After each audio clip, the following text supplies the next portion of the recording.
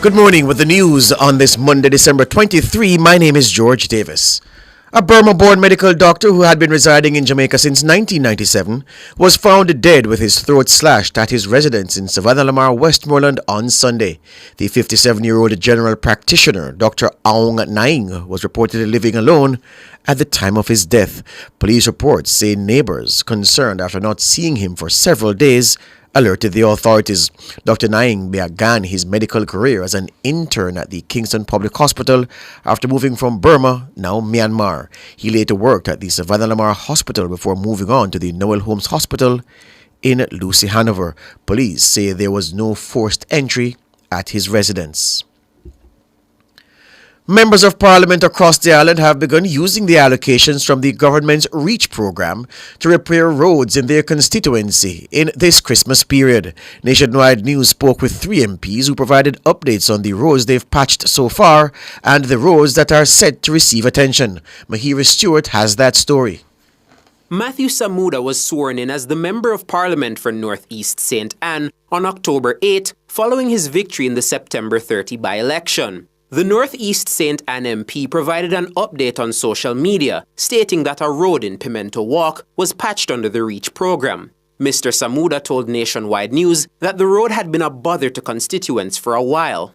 So Pimento Walk is a pretty large community. We had done some restoration work to the top of the road earlier in the year, but the bottom of the road that came close to the bypass or development road as it's officially known, close to Island Village, was in really bad condition. So this resurfacing and patching will go a far way in reducing the pressure on your taxis and these others who drive their own vehicles in the area. The residents have been complaining for some time that the cost had increased because of the condition of the road, as well as you had some taxis that weren't interested in going up the Pimento Walk. So this is going to make a major difference to several thousand of our residents. Juliet Cuthbert Flynn is the Member of Parliament for West Rural St. Andrew. She told our news centre that recent repairs to roads in Woodland Circle form the first part of her plan for her constituency. After reaching out, the councillors and I, we sat and spoke just to find out, which are some of the roads that we could actually spend some of this, the funding on. And we came to an agreement that Woodland Circle, also Car Hill in the Rockall area, and this is for the Red Hills Division, that we would try to, relieve the residents just a little bit. And so I think it will go a far way because over months before, residents were actually calling me to say that the road is really bad, if we could do anything about it. And so I'm very happy. And they are also happy. Yes, it's not going to do everything, but I think what we're able to do is to patch out some of the really bad areas. MP for Northwest Manchester, the PNP's Michael Phillips, posted updates on the Kingsland Spur Tree Road on his social media pages. He says his constituency has had issues in terms of getting the personnel and equipment necessary to carry out road repairs. One of the things that we're having a challenge with in the parish of Manchester is just really to get adequate equipment and contractors to do REACH and the Christmas patching program at the same time. So it just depends on which one of the contracts have been approved already by the National Works Agency with REACH.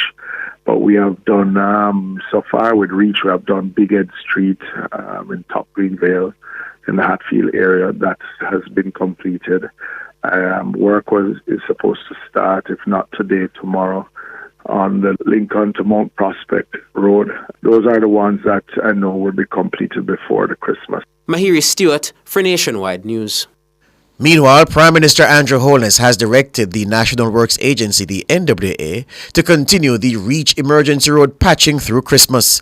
In a statement on Friday, the Prime Minister said he recognizes the significant inconvenience and safety risks posed by the current state of some roads. He says the REACH patching program is a priority initiative aimed at bringing immediate relief to motorists. As such, he says the work should not stop during the festive season. He says the NWA will intensify efforts over the coming weeks, coordinating patching activities across all parishes to ensure maximum impact. Motorists are being advised to exercise caution in areas where road repairs are ongoing. Short-term disruptions are also expected as crews work to complete the program. A powerful earthquake with a magnitude of 5.9 struck the Caribbean early this morning, affecting several islands, including Jamaica. The quake, which hit at approximately 1 a.m. Jamaica time, was centered just 7 kilometers off the coast of Cuba. In addition to Jamaica, the earthquake was felt across the region, impacting the Bahamas, Haiti, the United States minor outlying islands, and Cuba. Some residents on the social media platform X reported feeling strong tremors. That's it for the news at 6, but stay tuned. We're going to have a rebroadcast of the best of Nationwide this morning. From this point through to 7 o'clock. At 7 a.m., we'll have a live news bulletin complete with international, regional, and business stories and sports. And then after that, it'll be back to the best of Nationwide this morning. So stay tuned. News again at 7 a.m.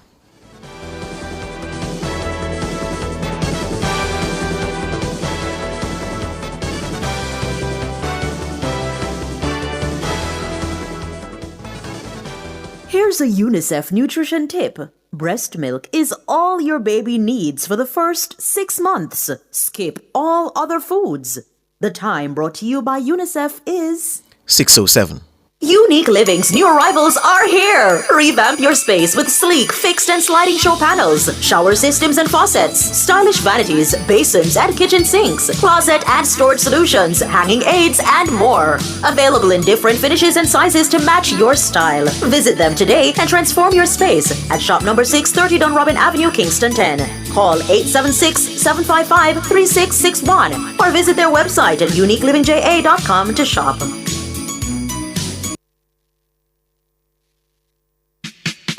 Does your bra ride up your back? Do your shoulders hurt from carrying the weight of your breasts? These are signs of an ill-fitting bra. When was the last time you were fitted by a bra fit specialist? The bra experts at LaBelle Femme will take care of you. Drop into the store at 53 Lady Musgrave Road, Tuesdays to Saturdays from 10 to 5, and you will see the difference. Or call 876-622-6091.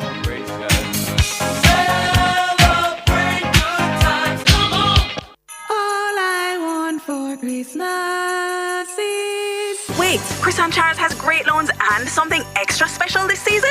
Yes, we're spreading joy to everyone. Starting November 1st, 2024, get a low interest rate Christmas loan and a special reward just for you. Call 876-926-0609 or visit our website for details. Better hurry, conditions apply. Stocks are limited. Promotion ends December 23rd, 2024. When you think loans, think Chris and Charles.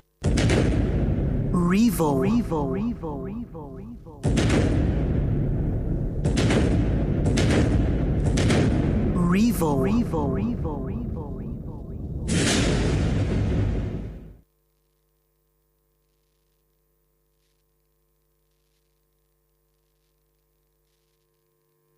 This is a rebroadcast of Nationwide this morning.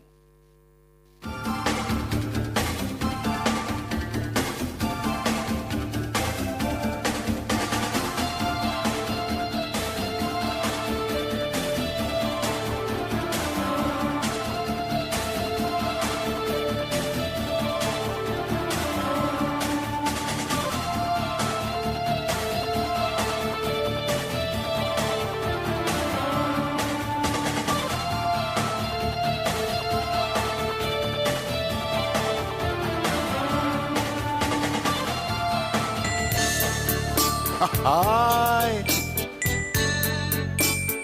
This is going to be a hairy Christmas. Hi! Red fruit roasting on an open fire.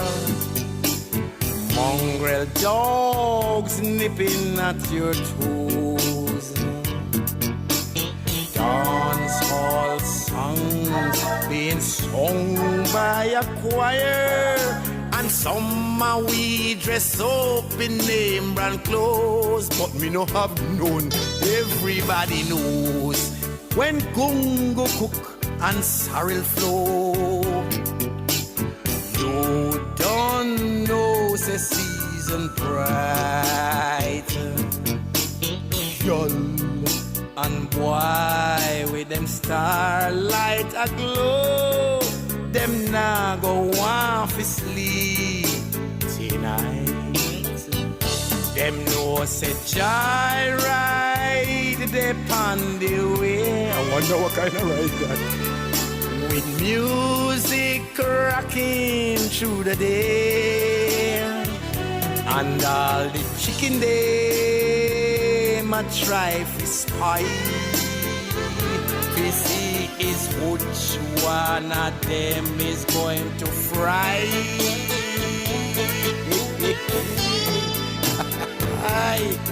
And so we want to big up everyone,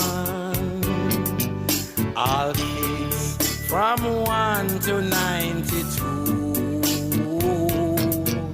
Although money done, have a whole heap of fun. Merry Christmas to you. Good morning to you. You are tuned in to Nationwide this morning, NTM. Thank you so much for coming on over and joining us on the Nationwide 90 FM Live 2 YouTube channel. Hello to all of our YouTubers, our peeps out there in Radio Land. Good morning to you as well.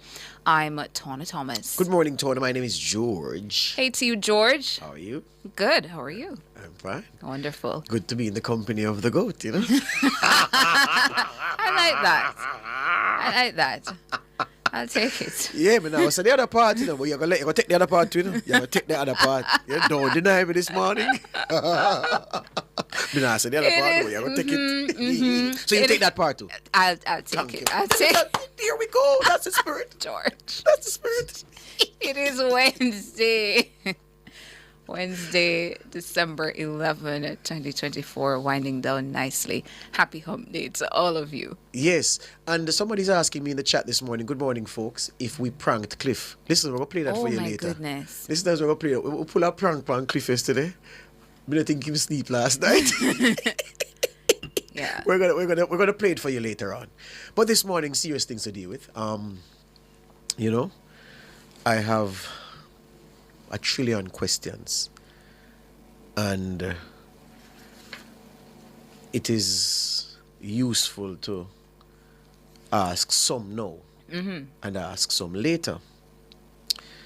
This matter concerning the Prime Minister, or does it concern the Prime Minister? The question I want to ask is this. If a reasonable person reads this report, do they leave this report convinced that the company in question is owned in part or in full by the Prime Minister? That's the question first. And then second, headline question, under which other questions can come. What is the expertise of Mr. Stevenson, the Director of Investigations at the IC, to opine and draw conclusions on construction projects?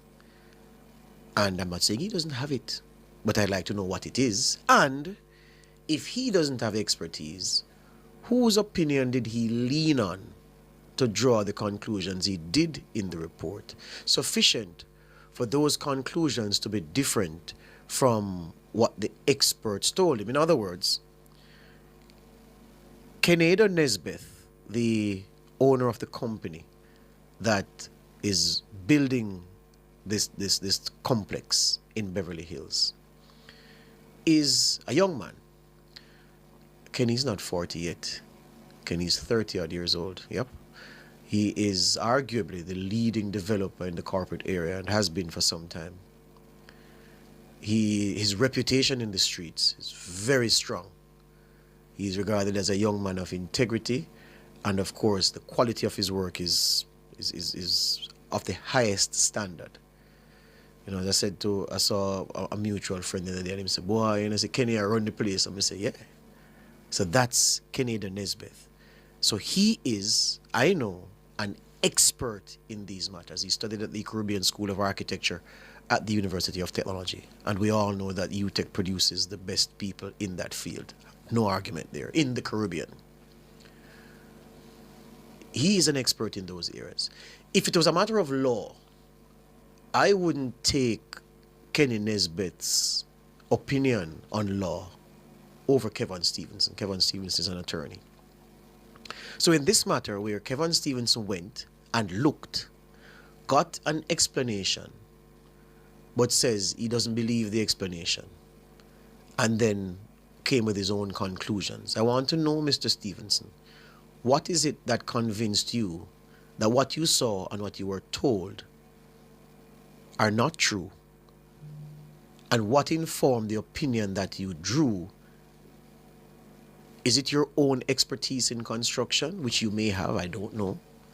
Or is it that you consulted with someone else who said, no, Mr. Stevenson, what them I tell you say is not so, and what you saw, this is what you saw, blah, blah, blah, this is what the thing is, and you relied on it. It's very important in something like this, because now we have one of the leading developers in the corporate area.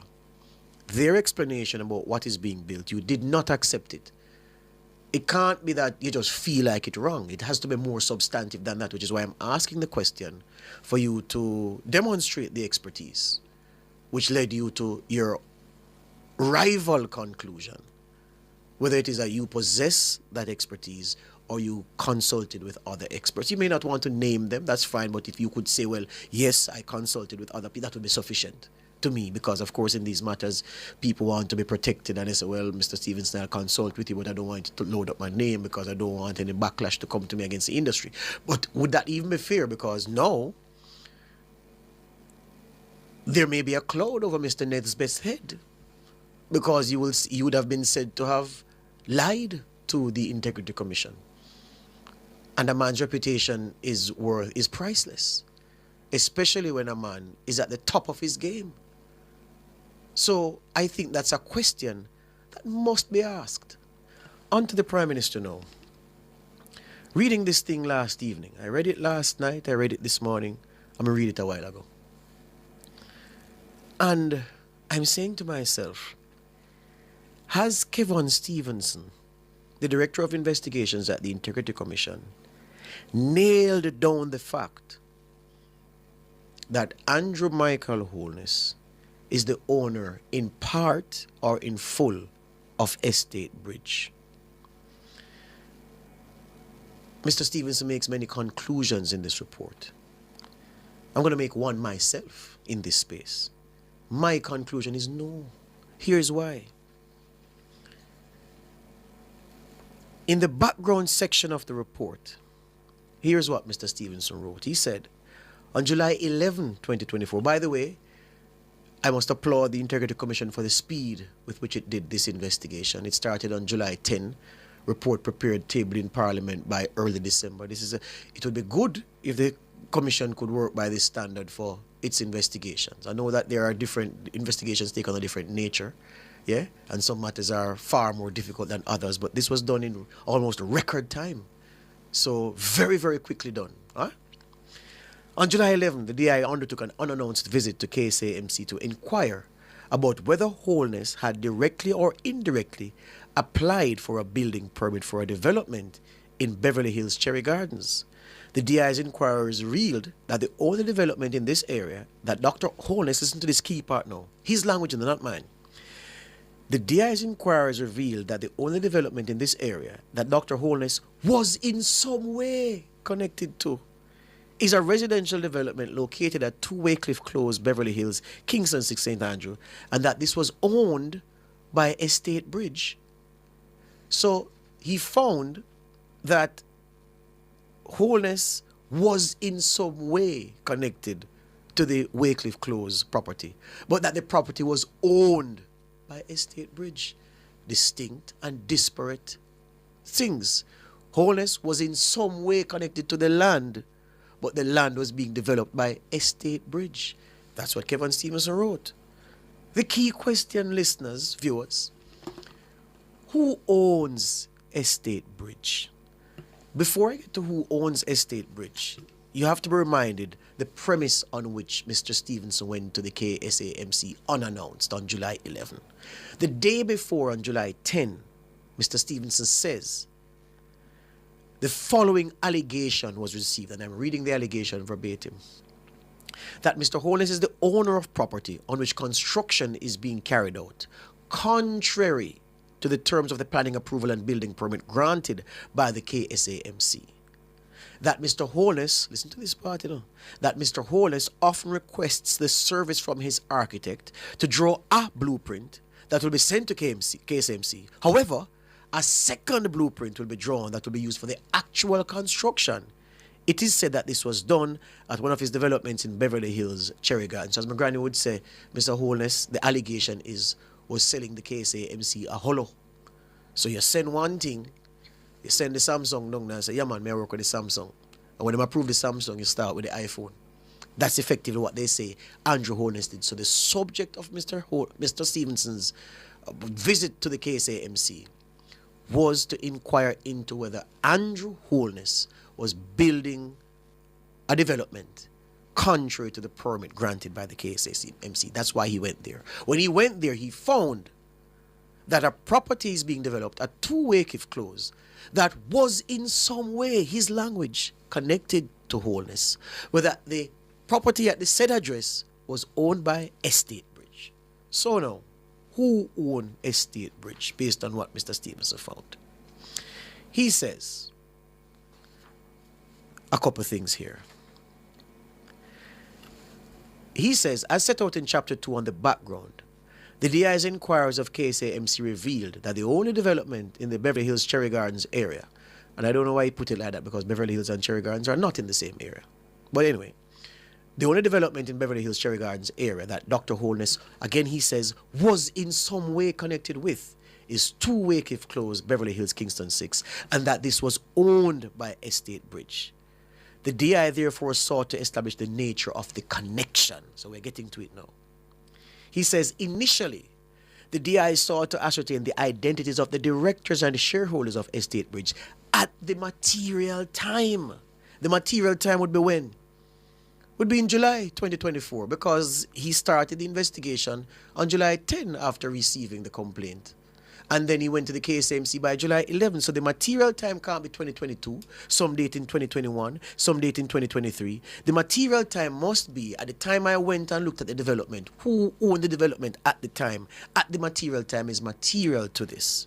He says, by way of a statement dated September 18, 2024, the duly authorized officer at the company's office said that, quote, Estate Bridge Holdings Limited had been incorporated on the 22nd of July 2020. The total number of authorized shares for the company is 10,000 ordinary shares. He says the duly authorized officer at company's office also provided the following information in respect of the directors and shareholders of Estate Bridge. So, the director, the person at the company's office is now telling Kevin Stevenson who owns Estate Bridge. The directors of Estate Bridge are Sigia Anderson, who was appointed a director July 22, 2020. Norman Brown, who was appointed July 22, 2020. And one Adam Holness, who was appointed the 29th of March, 2021. Further than that, there's a table in Mr. Stevenson's report which lists the persons who hold shares in Estate Bridge. It says Sigia Anderson owns 2,000 ordinary shares. It says Norman Brown owns 1,000 ordinary shares. And there's a note that 2,000 ordinary shares were issued at incorporation, 1,000 were forfeited on March 29, 2021. It says Adam Holness owns 2,000 ordinary shares. It says Imperium Investments Holding Limited, which is the company that Holness, Andrew, has connections to. That there's no argument about whether or not Andrew Holness owns Imperium. So how many shares does the Prime Minister's Imperium Investments hold in Estate Bridge? You know how many? The report says 0. It says 0. 0 shares. The time is running out. I can't go anymore. But I ask myself the questions to say, well, am I reading Chinese language? Yeah? Am I reading Chinese language? Is it something that I'm not seeing? If anybody knows where in this report the Prime Minister owned Estate Bridge at the time this thing was developed, and at the time the property was being developed, yes, and at the time Mr. Stevenson went there, tell me which part of the report it is so I can find it. Because based on what I have read, Andrew Holness did not own Estate Bridge, does not own Estate Bridge. He owned a company that had a share in Estate Bridge that relinquished those shares. And the company's office says Estate Bridge is owned by Norman Brown, C.J. Anderson, yes, Adam Holness, and that the Prime Minister held 0 ordinary shares. So, Mr. Stevenson, how come? Nail that down for me, sir, please and thanks.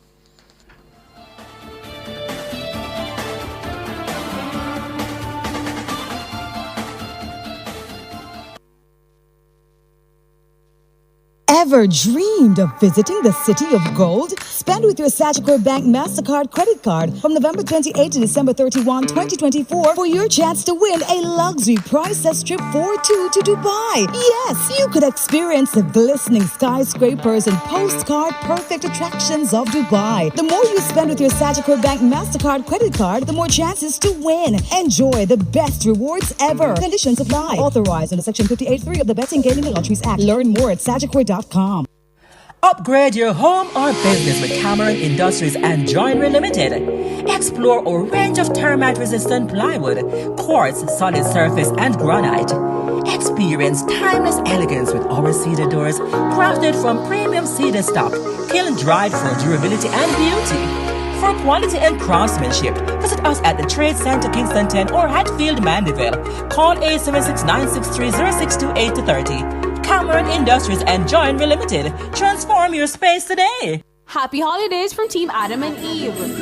We invite you to indulge in a relaxing spa atmosphere or gift someone spa pampering this season.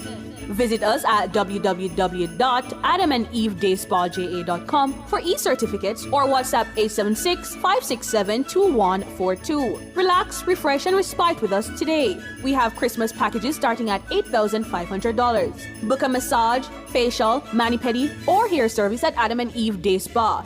You deserve it.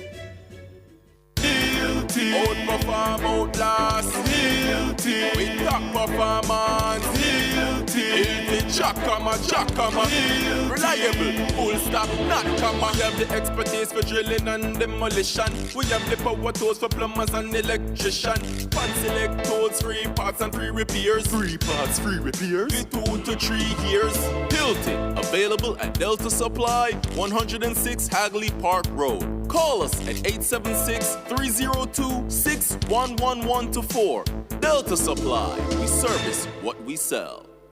Hey Daddy, have you heard about Mother's Bakery's new Christmas treats? Oh, you mean their Christmas cake, right? Yes, they've also got a new sorrel cake. It's only available at Pressmart and select supermarkets for the season. Sorrel cake? That sounds deliciously festive. Right? Mother's Bakery knows exactly how to bring those holiday flavors we love. I'm getting them all. Perfect for holiday gatherings or just cozy nights in with my little bununus. This season, Daddy, it's all about Mother's Bakery.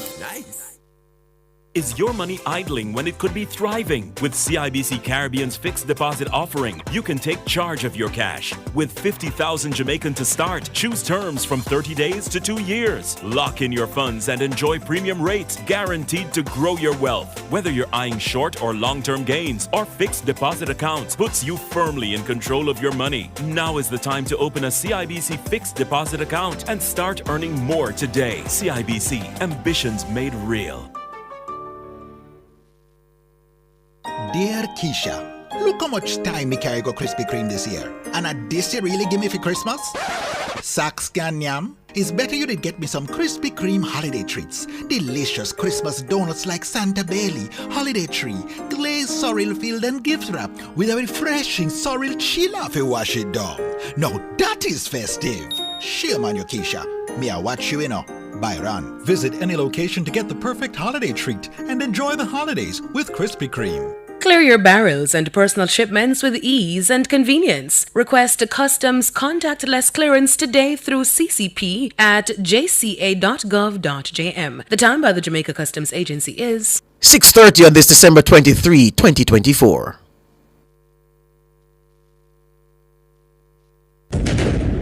Revo.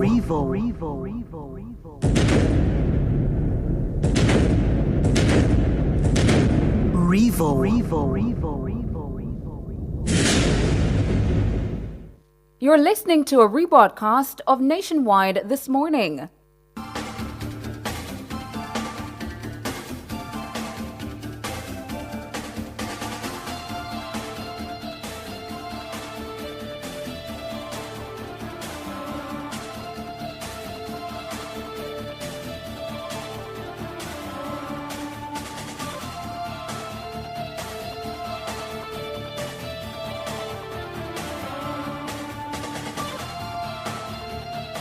Day 1.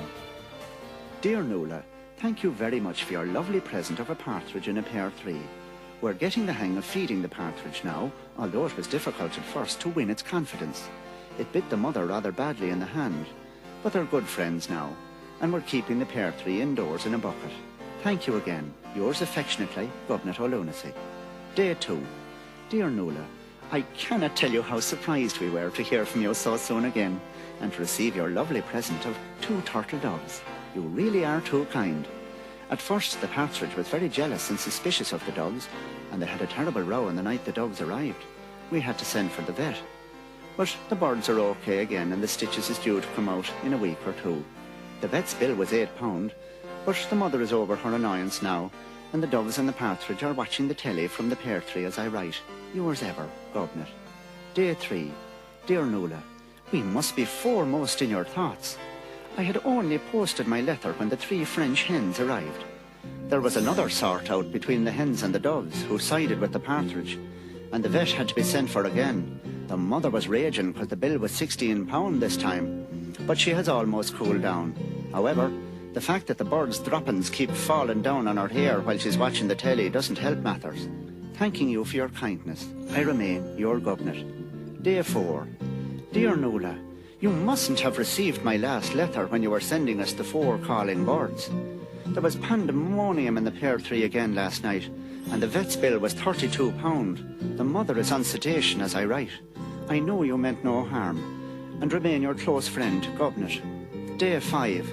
Nola, your generosity knows no bounds. 5 gold rings. When the parcel arrived, I was scared stiff that it might be more birds, because the smell in the living room is atrocious. However, I don't want to seem ungrateful for the beautiful rings. Your affectionate friend, Gobnet. Day 6. Nola, what are you trying to do to us? It isn't that we don't appreciate your generosity, but the 6 geese have not alone nearly murdered the calling birds, but they laid their eggs on top of the vet's head from the pair 3, and his bill was £68 in cash. My mother is munching 60 grains of Valium a day and talking to herself in a most alarming way. You must keep your feelings for me in check, Gobnet. Day 7. Nola, we are not amused by your little joke. 7 swans a-swimming is a most romantic idea, but not in the bath of a private house. We cannot use the bathroom now because they have gone completely savage and rush the door every time we try to enter. If things go on this way, the mother and I will smell as bad as the living room carpet. Please lay off. It is not fair, Gobnet. Day 8. Nola, who the hell do you think gave you the right to send 8 hefty maids of milk in here to eat us out of house and home? Their cattle is all over the front lawn and has trampled the hell out of the mother's rose beds. The swans invaded the living room in a sneak attack, and the ensuing battle between them and the calling birds, turtle doves, French hens and partridge made the Battle of the Somme seem like Wanderley Wagon. The mother is on a bottle of whiskey a day as well as the 60 grains of Valium. I'm very annoyed with you, Gobnet. Day 9. Listen, you louser. There's enough pandemonium in this place night and day without 9 drummers drumming, while the 8 flaming maids of milking is beating me poor old alcoholic mother out of her own kitchen and gobbling everything in sight. I'm warning you, you're making an enemy of me, Gobnet. Day 10. Listen, manure face. I hope you will be haunted by the strains of the 10 pipers piping which is sent to torment us last night.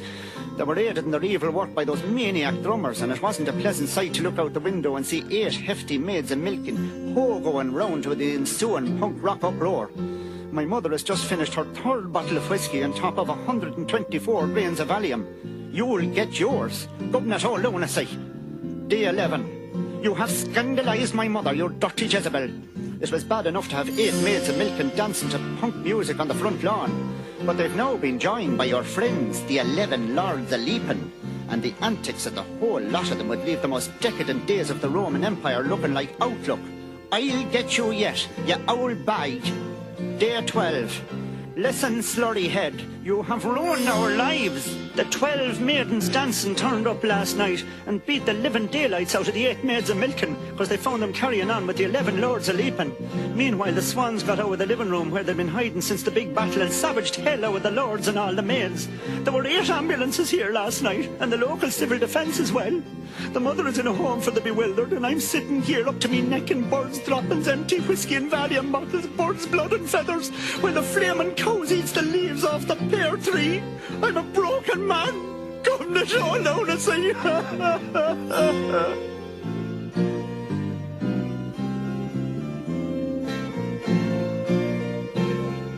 I literally have tears in my eyes. It's not Christmas without this, man. It's not Christmas without this. Hilarious. And somebody like the 12 days of Christmas. Oh my goodness. No, like tears. Literal tears. It's funny. Classic. It was written by 2 guys and performed by one. So it was written by Jim Doherty. Oh my goodness. And Frank Kelly and performed by Frank Kelly, released in 1982. Yeah? So, it's not Christmas if you don't hear this, Donna. Absolutely. And on repeat. I'm getting messages on my phone now of people who fancy this composition of the people who say the 12 days of Christmas was a disaster. Because you have people, this is a staple. The carol at Christmas events and the kids sing it. I remember singing it in primary school as well. And you cheer and you have such a good time singing it. But then there's this other version. Started out well, Started out well. Somebody says, one of my favorite songs to listen to in Christmas. Funny. Exactly. Not Christmas without this. Agree with George. Yeah, you can't have Christmas without hearing this. 11 lords are leaping. 8 what? Maids are milking. Run us out of house and land. All these maids are milking. 120 grain of volume and 3 buckle of whiskey. There were 8 ambulances here last night. And the Irish accent makes it even better. What do you hear his name to be? What do I hear his name? Yeah, when he pronounced King. Touch it again for me. Make sure you hear the name of the man. What was it? So what does he say the woman's name as, or what does he say his name is? Listen again. Okay. Listen again. First to win its confidence. Day 1. Dear Nola, thank you very much for your lovely present of a partridge in a pear tree.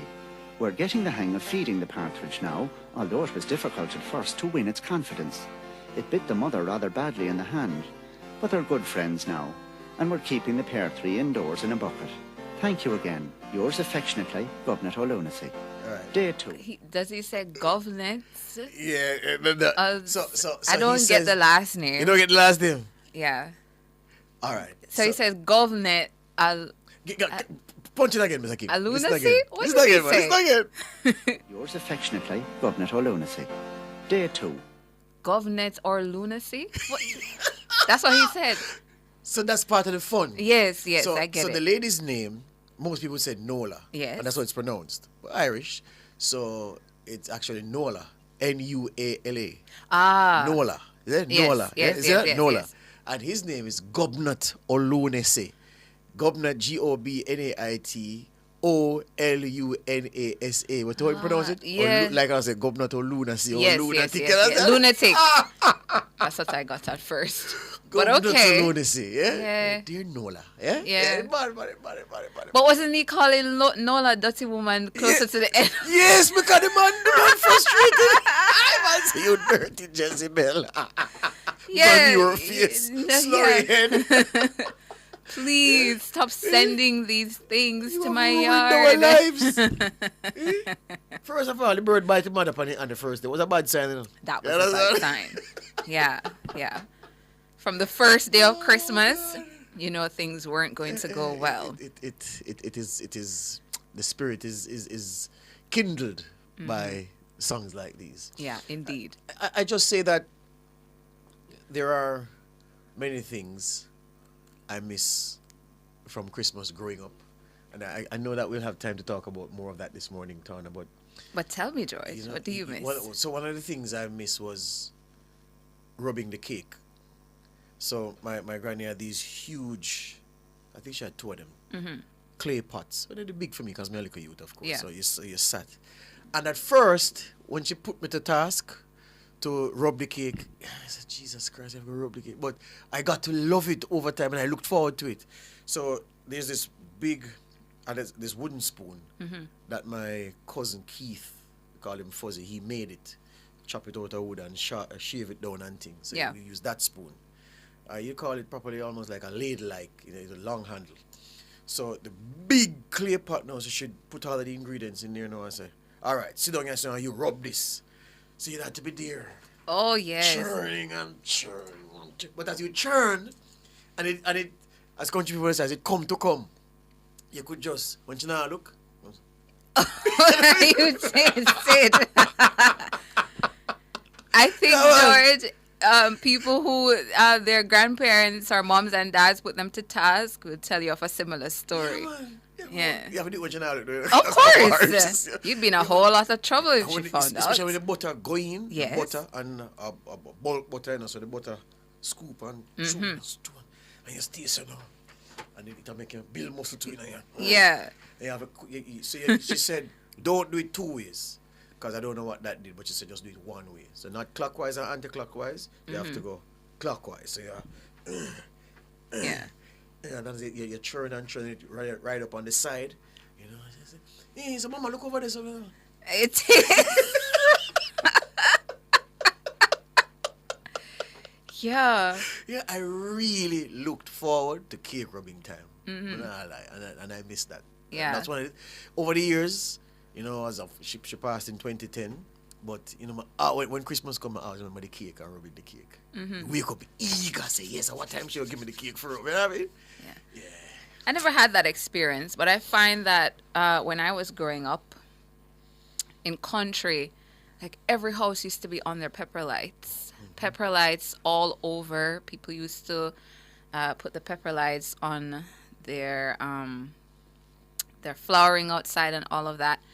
But now you don't really have much of that. JPS. I suppose that is it. Blame yeah. them. Yeah. Morning, Winsome Callum. Hi to you, Winsome. Good morning. Yeah, but you pass dozens of homes and then you're lucky if you see a home way down the avenue or so that has pepper lights. There used to be this tradition too where people in country, I don't know if it's a city thing as well, but definitely in country, where folks, the leftover whitewash that they have, that they'd whitewash the stones in the yard and the base of a tree and all of that. I don't really see much of those things anymore. Not really in Kingston. I don't know that in the city. Country thing that. Really. So what do they do in it? Is there anything particular? Jermaine, you're a city boy, aren't you? Well, is there anything particular to the city? To town, they keep up that tradition, but city people, that's not something that they usually do. Is there anything unique to Town Christmas? Jermaine asked that. You see the man face. to a city Christmas. Oh my God. Yeah. So you know, country people on Christmas Day or New Year's Eve, there's this big outside cooking that takes place. The Manish water that takes place in the city as well. No, Manish. Okay, German says sometimes. So as you extend the season, the only time I was allowed to cook in the house, because my granny said absolutely not. I will never eat your cooking. You know, pick, I cook for me. Me, I do the cooking. So yes. Thankfully for that. But the only time she allowed me was when New Year's Eve. So we had a tradition for years. In fact, we had a conversation about it only last week, my friends and I. Yes. So all of us, we'd gather at my house and we'd cook but we would do it, me and my friends. So we would do like kalaloo for the vegetable. We'd do pork, stew pork, and chicken, and rice and gungo. And of course, she would give us sorrel. So she would supervise, make sure it's anybody not mash up our place. And we would, do. And then we'd cook in time for watch night. So by 10 o'clock. Yes, that's another tradition. By 10 o'clock, we'd finish. And all of us, maybe about me, Al, Stan, Huntley, Kenrick, Richie, Boyang, Ryan, maybe about 10 of us. A big cooking man. And somebody says, George, you cook? We man, them time they cook. And you went to watch night for church service at 12 o'clock, and you pray and everything, and you head back home and you eat and you bust clappers and you bust fire rocket and make noise, and you go to bed go sleep. Yeah, quite similar in St. Every watch night without fail for many years until we get big and split up and man gone foreign and blah blah blah. Yeah. Well, thankfully in St. Elizabeth, people still participate a lot in watch night as well for both of them, for Christmas Eve, Grand Market, and for New Year's Eve. Yeah. But we'll talk more about Christmas in Jamaica a little bit later. So run and come to see Hanson.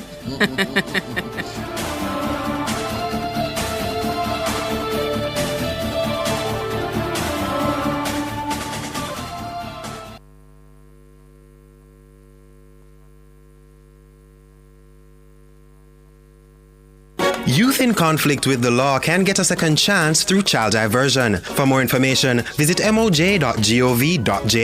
The time by the Ministry of Justice is 6:47. Individuals and business importers. The Ministry of Health and Wellness is making the import permit application process for pharmaceutical and herbal products, precursor drugs, cosmetics, medical devices, human tissue, and other regulated commodities easier and more convenient. Effective Monday, November 4, 2024, the Ministry will only accept online applications and payment for import permits through the Jamaica Single Window for Trade J-Swift digital portal. To learn how to use and register for the platform, visit jswift.gov.jm. A message from the Ministry of Health and Wellness. Healthy people, healthy environment. Fosridge is having a Christmas sale. From December 8 to December 31, save on chandeliers, wall lamps, ceiling fans, and LED bulbs. Come shop and save with up to 40% off this Christmas. Visit us in Kingston, Mandeville, Montego Bay, and Draxall. It's the Fosridge Christmas Sale, December 8 to December 31. Open Sundays.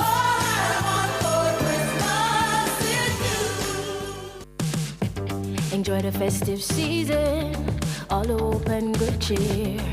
Smile at the memories you made all year. And in the new year, Sagicor will be there. We'll be your friend, we'll be your guide to help you succeed. Protect your family, be the best you can be. Sagicor by your side.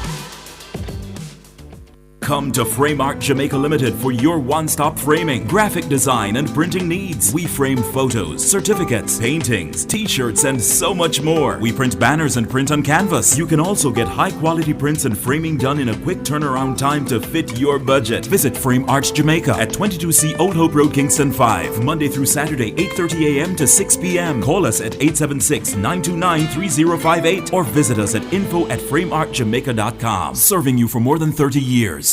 ABC Electrical takes this opportunity to wish good health and prosperity to all their valued customers and contractors for their business. They send a hearty thank you and gratitude for the support and look forward to serving you even better in the coming year. ABC, a better choice in the electrical business. Stop the sneeze. Grab some DPH. I'm congested. DPH. DPH. Mommy, I have a runny nose. Come and take some DPH. Getting rid of a cold or allergies is easy. Take DPH in adult or children's formulation and eliminate your sniffling, coughing, sneezing, and itching. DPH. Minimize the symptoms, maximize the relief. Another great product from the Caramed Group.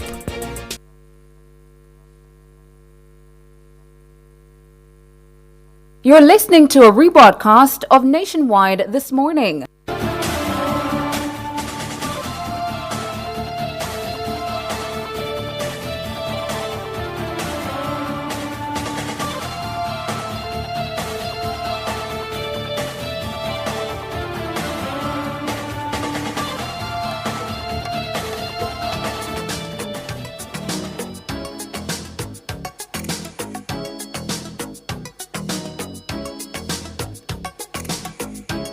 ¿Cómo puede ser verdad?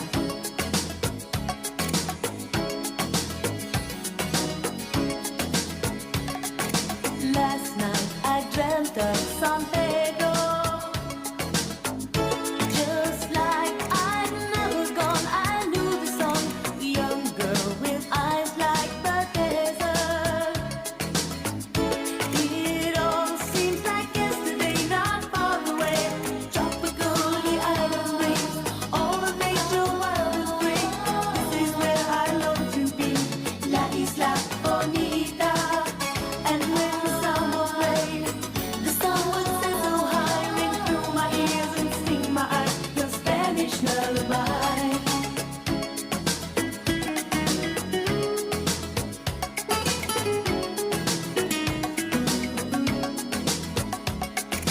I fell in love with San Pedro.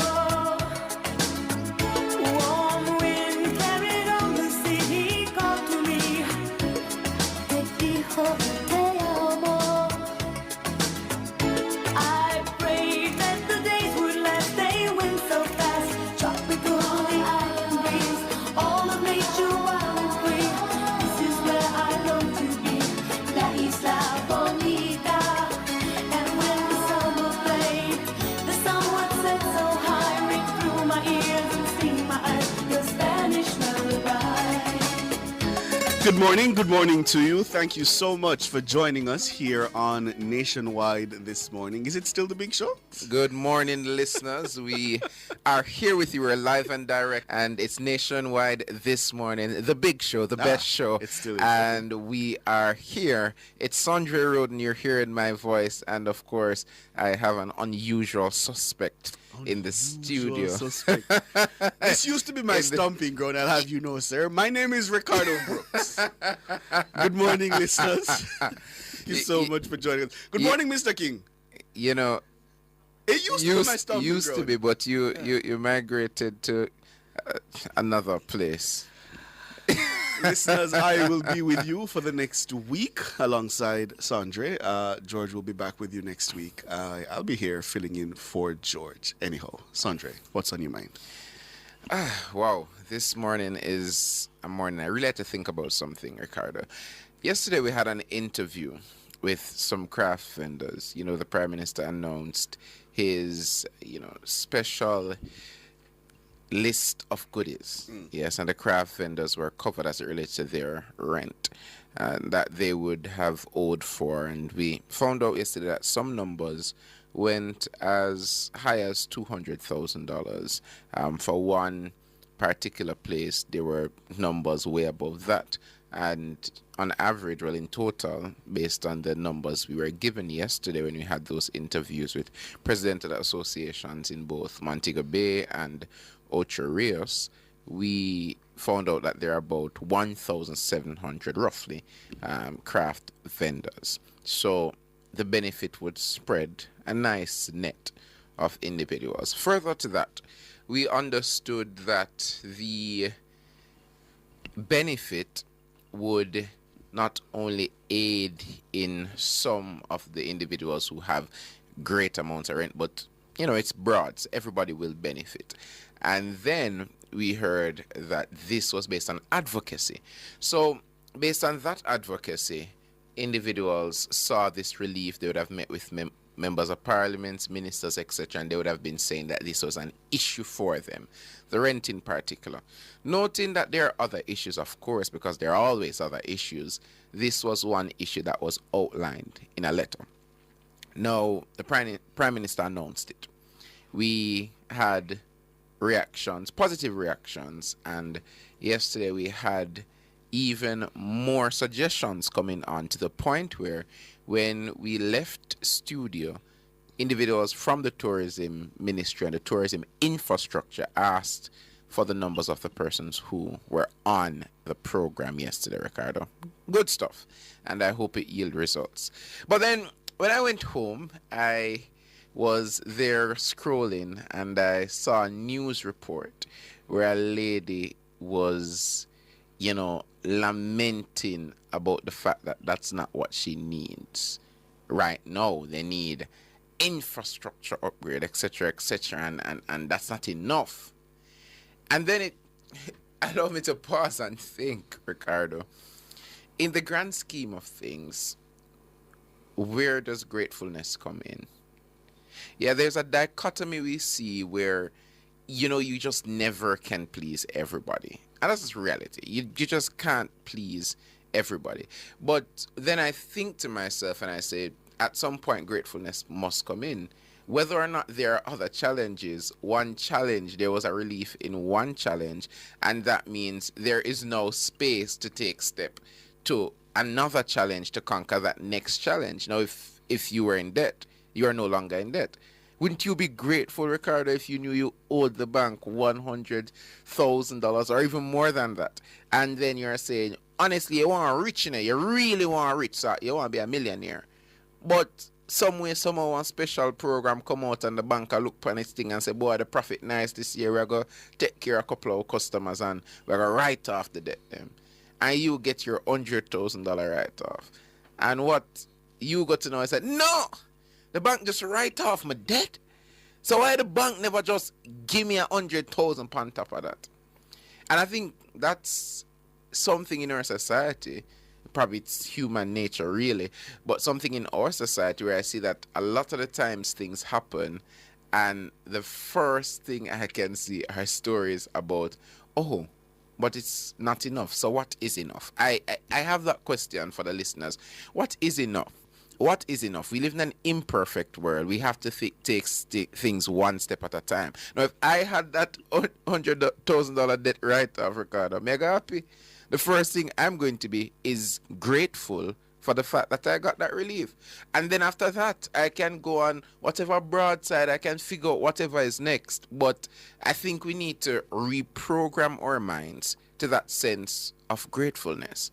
And that comes down to even the smallest man. Sometimes you're there and a man beg you a thing and you say, boy, I only 2 bills, man, you know. And a man will look upon you and tell you, say, I don't want that. And you say, but that's what I have, If I give you these 2 bills now, 5 other people give you 2 bills, you reach $1,000 goal where you want to reach. And that is something that I'm wondering, what happened? How did we get here? What are the reasons for getting here? And my simple take on it is, I think a lot of us need to take a step back and realize that there are so many things to be grateful for. And I'm not just talking about government policy. I'm talking about just the nature of kindness in our society.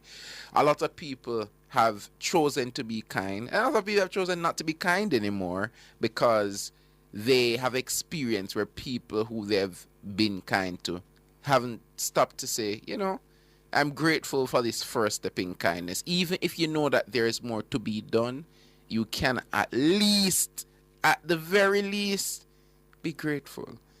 At the very least, you can be grateful. So, if I'm giving to somebody, at the very least, if I can't give you everything you want, at the very least, be grateful. If I'm receiving, at the very least, I want to be grateful. So, listeners, I just have a thought about gratefulness and saying that it won't be perfect. Not every policy will be perfect. Not every kind act will be perfect. But when you see that step in the right direction, you can say, yeah, it's a good step. Revo.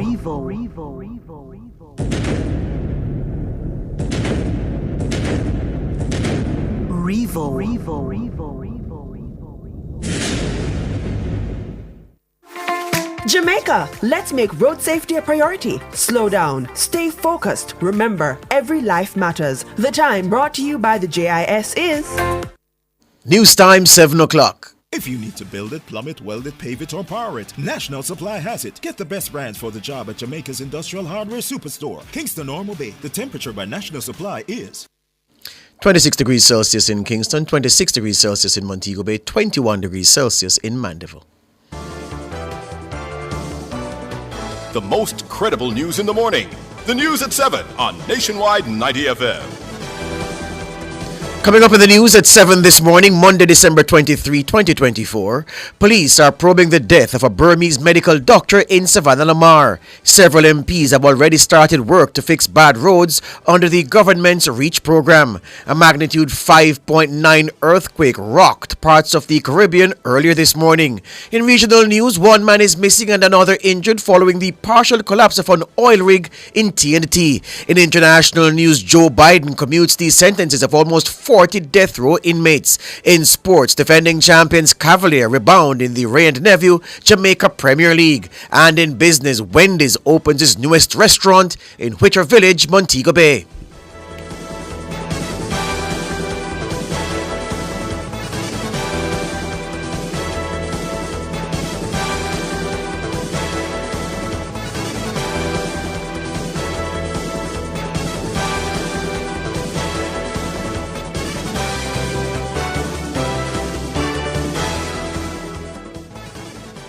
If it's news, it's got to be Nationwide 90 FM. Good morning. With the details on this Monday, my name is George Davis. A Burma-born medical doctor who had been residing in Jamaica since 1997 was found dead with his throat slashed at his residence in Savannah Lamar, Westmoreland on Sunday. The 57-year-old general practitioner, Dr. Aung Naing, was reportedly living alone at the time of his death. Police reports say neighbors concerned after not seeing him for several days alerted the authorities. Dr. Naing began his medical career as an intern at the Kingston Public Hospital after moving from Burma, now Myanmar. He later worked at the Savannah Lamar Hospital before moving on to the Noel Holmes Hospital in Lucy in Hanover. Members of Parliament island-wide have begun using the allocations from the government's REACH program to repair roads in their constituency in this Christmas period. Nationwide News spoke with 3 MPs who provided updates on the roads they've patched to date and the roads that are set to receive attention. Mahira Stewart has that story. Matthew Samuda was sworn in as the Member of Parliament for North East St. Anne on October 8, following his victory in the September 30 by-election. The North East St. Anne MP provided an update on social media, stating that a road in Pimento Walk was patched under the REACH program. Mr. Samuda told Nationwide News that the road had been a bother to constituents for a while. So Pimento Walk is a pretty large community. We had done some restoration work to the top of the road earlier in the year, but the bottom of the road that came close to the bypass or development road as it's officially known, close to Island Village, was in really bad condition. So this resurfacing and patching will go a far way in reducing the pressure on your taxis and this others who drive their own vehicles in the area. The residents have been complaining for some time that the cost had increased because of the condition of the road, as well as you had some taxis that weren't interested in going up the Pimento Walk. So this is going to make a major difference to several thousand of our residents. Juliet Cuthbert Flynn is the Member of Parliament for West Rural St. Andrew. She told our news centre that recent repairs to roads in Woodland Circle form the first part of her plan for her constituency. After reaching out, the councillors and I, we sat and spoke just to find out, which are some of the roads that we could actually spend some of this, the funding on.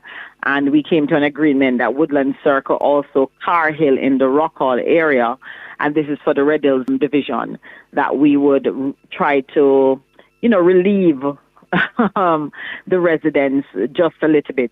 And so I think it will go a far way, because over months before, residents were actually calling me to say that the road is really bad, if we could do anything about it. And so I'm very happy, and they are also happy. Yes, it's not going to do everything, but I think what we're able to do is to patch out some of the really bad areas. MP for Northwest Manchester, the PNP's Michael Phillips, posted updates on the Kingsland Spur Tree Road on his social media pages. He says his constituency has had issues in terms of getting the personnel and equipment necessary to carry out road repairs. One of the things that we're having a challenge with in the parish of Manchester is just really to get adequate equipment and contractors to do reach and the Christmas patching program at the same time. So it just depends on which one of the contracts have been approved already by the National Works Agency with REACH. But we have done, so far with REACH, we have done Big Ed Street in Top Greenvale in the Hatfield area. That has been completed. Work is supposed to start, if not today, tomorrow, on the Lincoln to Mount Prospect Road. Those are the ones that I know will be completed before the Christmas. Mahiri Stewart for Nationwide News. Thank you, Mahiri.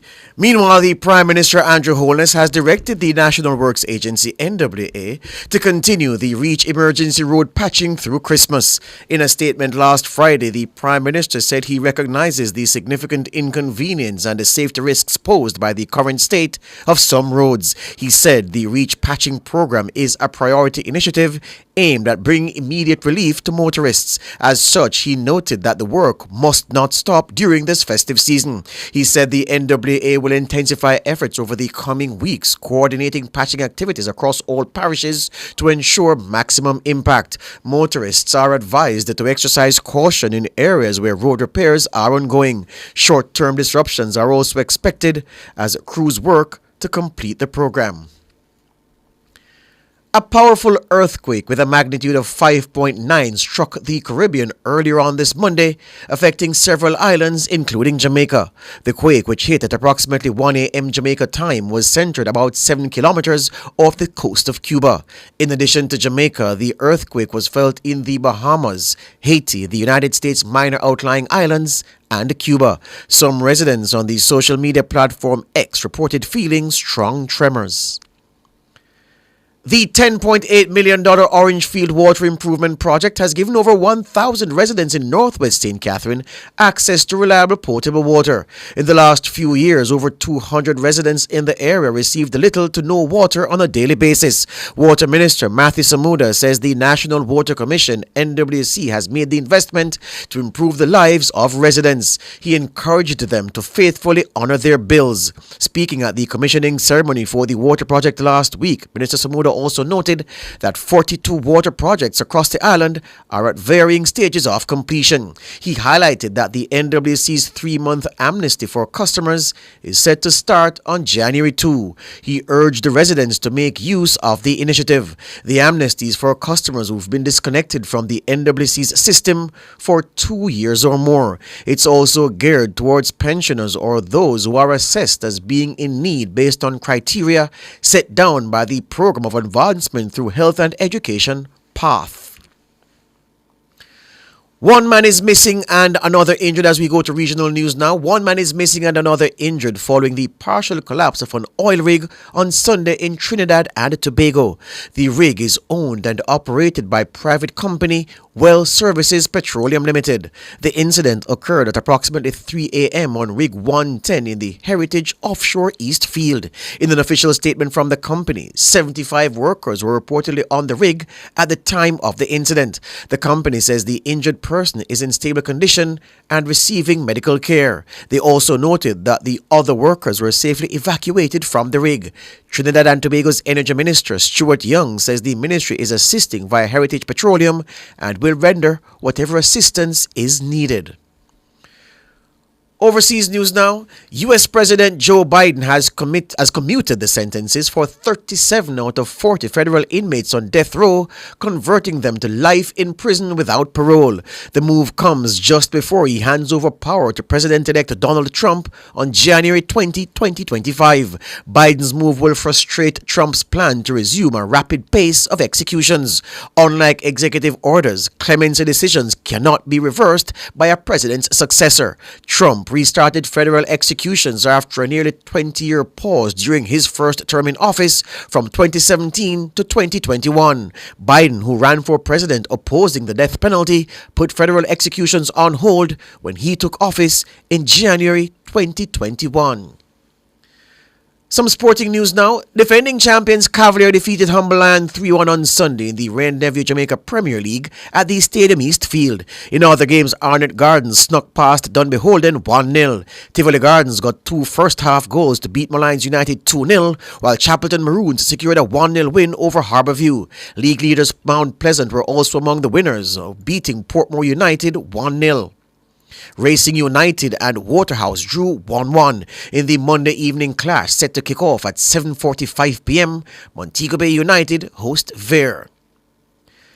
Kylian Mbappe scored 1 and set up another as Real Madrid beat Sevilla 4-2 in La Liga on Sunday to move up to second in the table. The match was the final game for Sevilla veteran Jesus Navas. The 39-year-old Navas leaves football after a glittering 21-year career, which saw him win 1 league title in England with Manchester City and 4 Europa League titles with the Seville-based side. And in cricket, West Indies women's coach Shane Dites says he was dismayed by the team's performance with bat and ball in the first ODI against India in Vandodara on Sunday. Batting first, India made 314 for 9 before bowling out the Windies for 103, resulting in a 211-run win. Dites says the hosts made about 64 runs too many. Obviously disappointing result, and we wanted to play much better. But yeah, the idea was to try to get some early wickets, get them under pressure. We thought like 250 would be a real easy score to chase, and there's like a massive dew out there now, so if you're trying to bowl now it would have been quite difficult. So we wanted to get through the new ball, because we knew that would do a bit. Obviously, run out first ball doesn't help, and we've got no momentum. But that was the plan, to restrict them to 250. And then I thought, as I said, real heavy dew out there now. If we're batting now and trying to bowl, it would have been quite difficult to defend. So that was the plan. Shane Dites, the West Indies coach. On to some business news now, because Wendy's Jamaica have officially opened their newest restaurant in Whitter Village, Montego Bay in St. James. The restaurant represents an investment of over $300 million. Wendy's says this second store in Montego Bay forms part of the brand's strategic effort to expand beyond the Kingston and St. Andrew metropolitan area. It says this also broadens its contribution to Jamaica's economic development. Wendy's says the Whitter Village restaurant has already begun contributing to the local economy. With 28 positions available, Wendy's has hired 16 team members to date, providing much-needed job opportunities for residents in the area. That's the news at 7, the news package. We invite you to stay with us as we rebroadcast the best of your current affairs program. So there'll be a rebroadcast of Cliff Hughes Online starting from about 9 o'clock. This morning, of course, NTM continues right up until 9. And then we'll have live midday news at midday. Live midday news at midday. We'll have live news at 5 p.m. And I fully expect all of those of you who've tuned in on the radio and on YouTube to be with us in the morning at 6 and 7 a.m. when we do live news all over again. Over 1,000 of you in the YouTube chat. Really, really enjoy your company, along with those of you who tuned in on your radios this morning to hear the news at 6 and 7. And we repeat that for you on Tuesday. Good morning.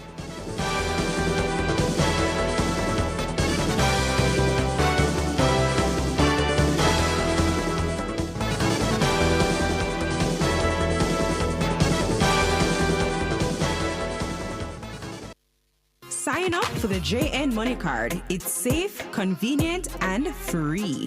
The time by JN Money is 13 minutes past 7. Fix up with Fleetwood products for your home improvement, personal care, and aromatherapy needs. They have your well-being in mind. Available at retailers island-wide. The temperature by Fleetwood Jamaica is 26 degrees Celsius in Kingston, 26 degrees Celsius in Montego Bay, 21 degrees Celsius in Mandeville. This holiday season, give yourself the gift of a dream washing machine. Buy Speed Queen at Singer from November 15th to December 31st and get the chance to win a washer or dryer in the Speed Queen Dream Clean promotion. Plus, our winner will also get to spread the joy this Christmas and donate a washer to a local children's home. Imagine having more time for what matters most: family, friends, and freedom from laundry worries. Singer and Speed Queen, spreading joy one load at a time. Authorized under Section 58.3 of the Betting, Gaming, and Lotteries Act. This holiday season, Access Financial Services is making your dreams come true with Merry Money Moments. Need cash for gifts, dazzling home upgrades, and celebrations that light up the season? We've got you covered with loans up to $3 million.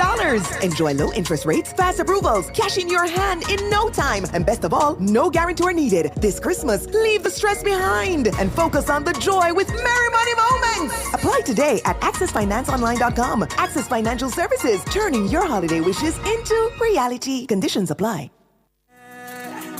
Jamaica live good, yeah. I make we enjoy life while we feel safe at night.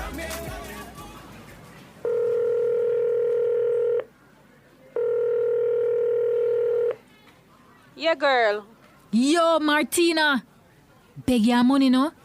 Jano Star, the thing dismal.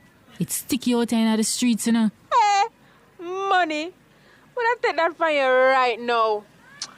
But Rashi, you know I have a way we can make some money quick. Like 100 grand, my girl. 100 grand? Quick and fast? Yo! But hold on there. That not sound straight. What you mean by that not sound straight? A straight business me say. And you know that too.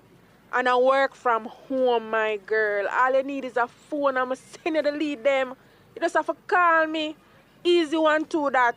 Well, the maths they don't seem so hard at all. I really want to. Alright. Me go check my brother and show him the pre. Me call you back later. Make sure you call me back, you know. Yeah, girl. Alright, later. Yo, sis, what go on? Good son. Martina show me a pre for make some quick money, you know.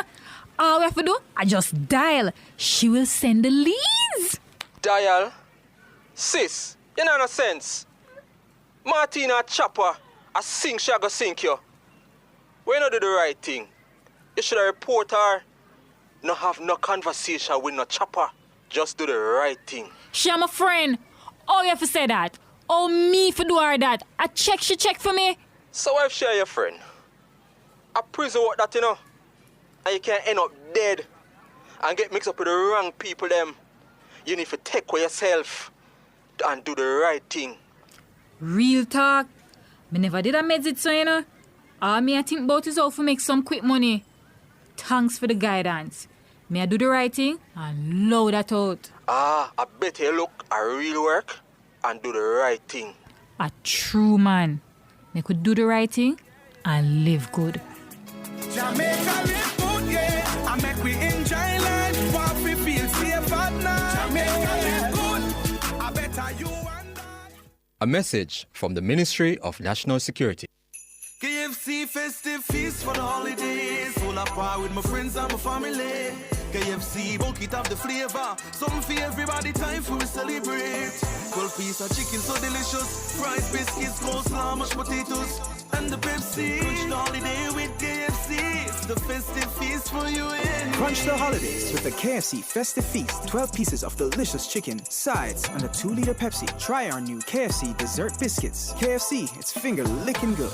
The following Christmas safety tip is brought to you by the Firearm Licensing Authority. Has your licensed firearm been lost or stolen? Time is of the essence. Report the incident immediately to both the nearest police station and the Firearm Licensing Authority. Quick action can prevent your firearm from being used in illegal activities, and it also helps you to avoid penalties that could arise from the delay in reporting. Keeping the authorities informed is not only a legal obligation, but a critical safety measure. The preceding Christmas safety tip was brought to you by the Firearm Licensing Authority. Front Page is brought to you today by ABC Electrical Sales, for a better choice in the electrical business. ABC Electrical takes this opportunity to wish good health and prosperity to all their valued customers and contractors for their business. They send a hearty thank you and gratitude for the support and look forward to serving you even better in the coming year. ABC, a better choice in the electrical business. You're listening to a rebroadcast of Nationwide This Morning. We're back with you, of course. It's Nationwide This Morning, and we are on the front page. I'm Sondre Rodan. And I'm Ricardo Brooks. Now we're looking at the unemployment rate reaching a record low of 3.6%. Jamaica's unemployment rate is at an all-time record low of 3.6% as of July 2024. That's according to the latest information provided by the Statistical Institute of Jamaica, Statin. This is lower than the rate previously recorded at the end of April of 4.2%. This is the third survey conducted under Statin's new model. It's therefore not comparable to data recorded prior to 2024. However, for context, under the old model, Jamaica's unemployment rate hit its lowest point at 4.2% in October 2023. This means the latest unemployment rate represents a historic low. According to Statin, in July 2024, the total number of unemployed individuals was 52,600. Females made up 52% of this number.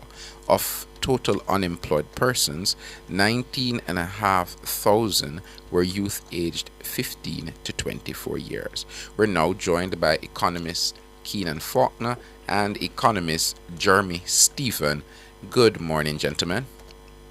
Good morning. Good morning, Ricardo. Good morning. All right, I'll start with you, Keenan, and I'm going to ask the simple question that you should have the answer for. And what are the main drivers behind this record low unemployment rate of 3.6%? Well, in that last quarter, which was the July quarter, as a third under this new methodology that Statin has adopted, there were fewer people in the employed labor force overall. That declined by around 11,300 persons. So fewer persons are working, and the total labor force has 10,200 fewer people in it.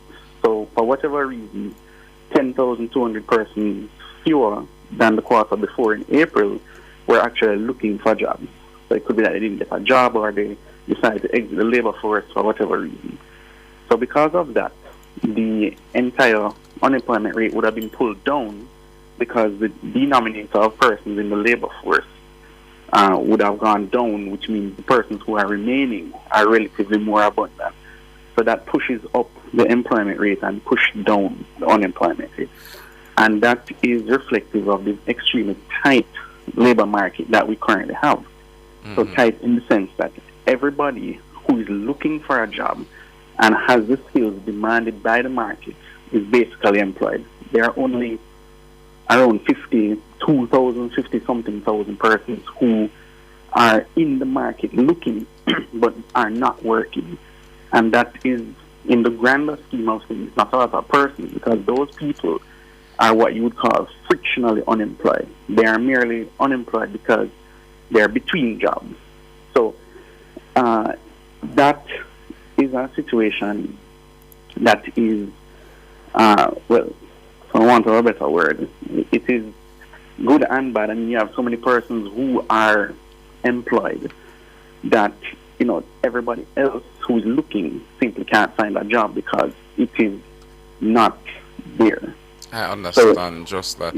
So I'm going over to Jeremy really quickly as it relates to the new unemployment model. It was introduced in 2024, and we want to understand the differences between the model that was being used in 2023 and the model that's being used now. And a follow-up question to that is the implications. What implications does this have for the data analysis and the comparative analysis between these two aspects or models?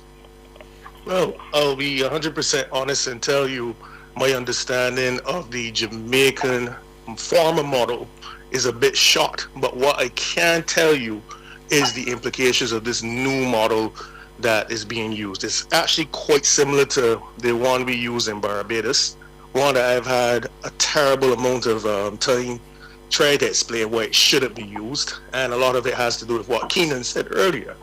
The fact that, once you're not employed for some period of time, in Barbados it's around 6 to 8 months, you disappear from the labor force, essentially, right? Because the overarching thought process has always been that if you're unemployed for that long, you must not be looking for work any longer. Because the key thing about the statistical framework that is being used is that it adopts the mindset that nobody should be in the, let's say, the transitive state for too long. Nobody should be looking for work that long. I remember I was on this station some months back explaining our NIS because, I wanted to, in Jamaica, look at Social Security a bit differently. And we normally give around, in terms of unemployment support in Barbados, it used to be up just a little past 6 months. Now it's near to 6 months after. So the whole idea was that it was baked into how long the state could have supported your unemployment, essentially. So the thinking again is that you're not employed. Here's the problem. It always masks, this framework, a lot of what you would say economic structural issues. It doesn't take into consideration, let's say, migration, which I think may be a significant reason as to the labor force falling for that time. Yeah. It could also be because of when you have highly seasonal labor in any tourism-dependent economy, you would have periods, particularly during the summer months, where people would disappear from the labor force. Because in Barbados' framework, 6 months would have long passed around that time by the summer. So you wouldn't have been receiving any social support. So a lot of your economic proclamations going forward, decision-making criteria going forward, might not take into consideration the structural issues caused by emigration, and also having an economy which is still, as Jamaica is as well, significantly dependent on seasonal labor. So that's very important when you understand the economics of it. And that brings me over to Keenan to talk about the 52. We should perhaps take the break, and then we can come back. Yeah, we can take the break and come back with Keenan for this next question.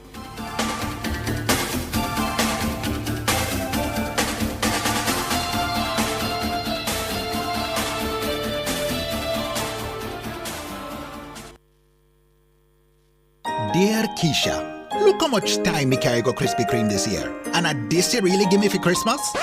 Sax can yam. It's better you did get me some Krispy Kreme holiday treats. Delicious Christmas donuts like Santa Bailey, holiday tree, glazed sorrel filled and gift wrap with a refreshing sorrel chiller to wash it down. Now that is festive. Shame on you, Keisha.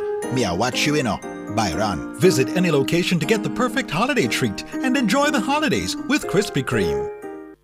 This holiday season, JPS and Partners Cooperative Credit Union Limited wants you to spruce up your celebration with our Christmas combo loan. Get up to $200,000, a fixed interest rate, no credit check, and up to 24 months to repay. It's never been a better time to join. Membership is easy, and you may be eligible. Conditions apply. Call us or visit www.jpscu.com to learn more and get started today. JPS and Partners Cooperative Credit Union Limited, your financial partner for life.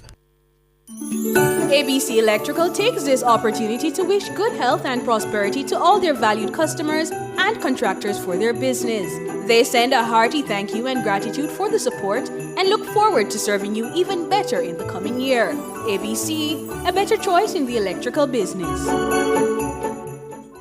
Importers, clear customs, not your schedule. Download the JA Customs Connect mobile app from the Google Play and Apple App Stores and enjoy the ease to calculate your customs duties, search for tariff codes, track and trace your shipments, pay your declarations, and so much more, all in a click, right at your fingertips. So save time, save money. Download the JA Customs Connect mobile app today. It's fast, safe, and convenient. For more information, visit jacustoms.gov.jm. JA Customs Connect mobile app, powered by the Jamaica Customs Agency. Jamaica Customs, keeping our customers in focus. NK Wholesale extends heartfelt thanks to all their customers and partners for their incredible support throughout 2024. They wish you joy, prosperity, and success in 2025. As always, they remain committed to bringing you the widest selection of wines, spirits, and party supplies at unbeatable prices. Visit NK Wholesale, 94C Old Hope Road, Kingston. Call them at 876-978-1968 or 876-978-5723. Or send them a WhatsApp message, 876-472-9728. Thank you for making NK Wholesale your go-to choice. Happy holidays! Give up every illegal gun. Call the police at 119 or Crime Stop at 311. The time by the Ministry of National Security is 7:29. Rent or buy your hurricane supplies from Total Tools. Visit 102 Main Street, Ocho Rios, or 34 Slipe Road, Kingston 5. The temperature brought to you by Total Tools Jamaica is 25 degrees Celsius in Kingston, 26 degrees Celsius in Montego Bay, 20 degrees Celsius in Mandeville. You're listening to a rebroadcast of Nationwide This Morning.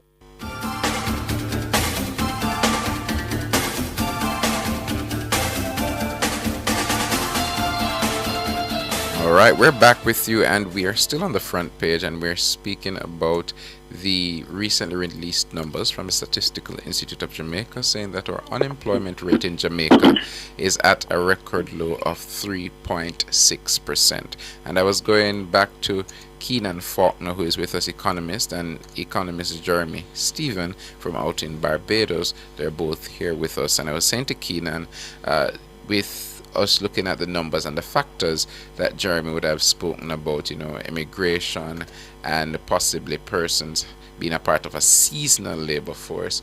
I'm looking at the number of 52%. That's the amount of women who are in the unemployed fraction of the society. And I want to ask the question, what are the strategies, or what can we do as it relates to just solving the gender disparity?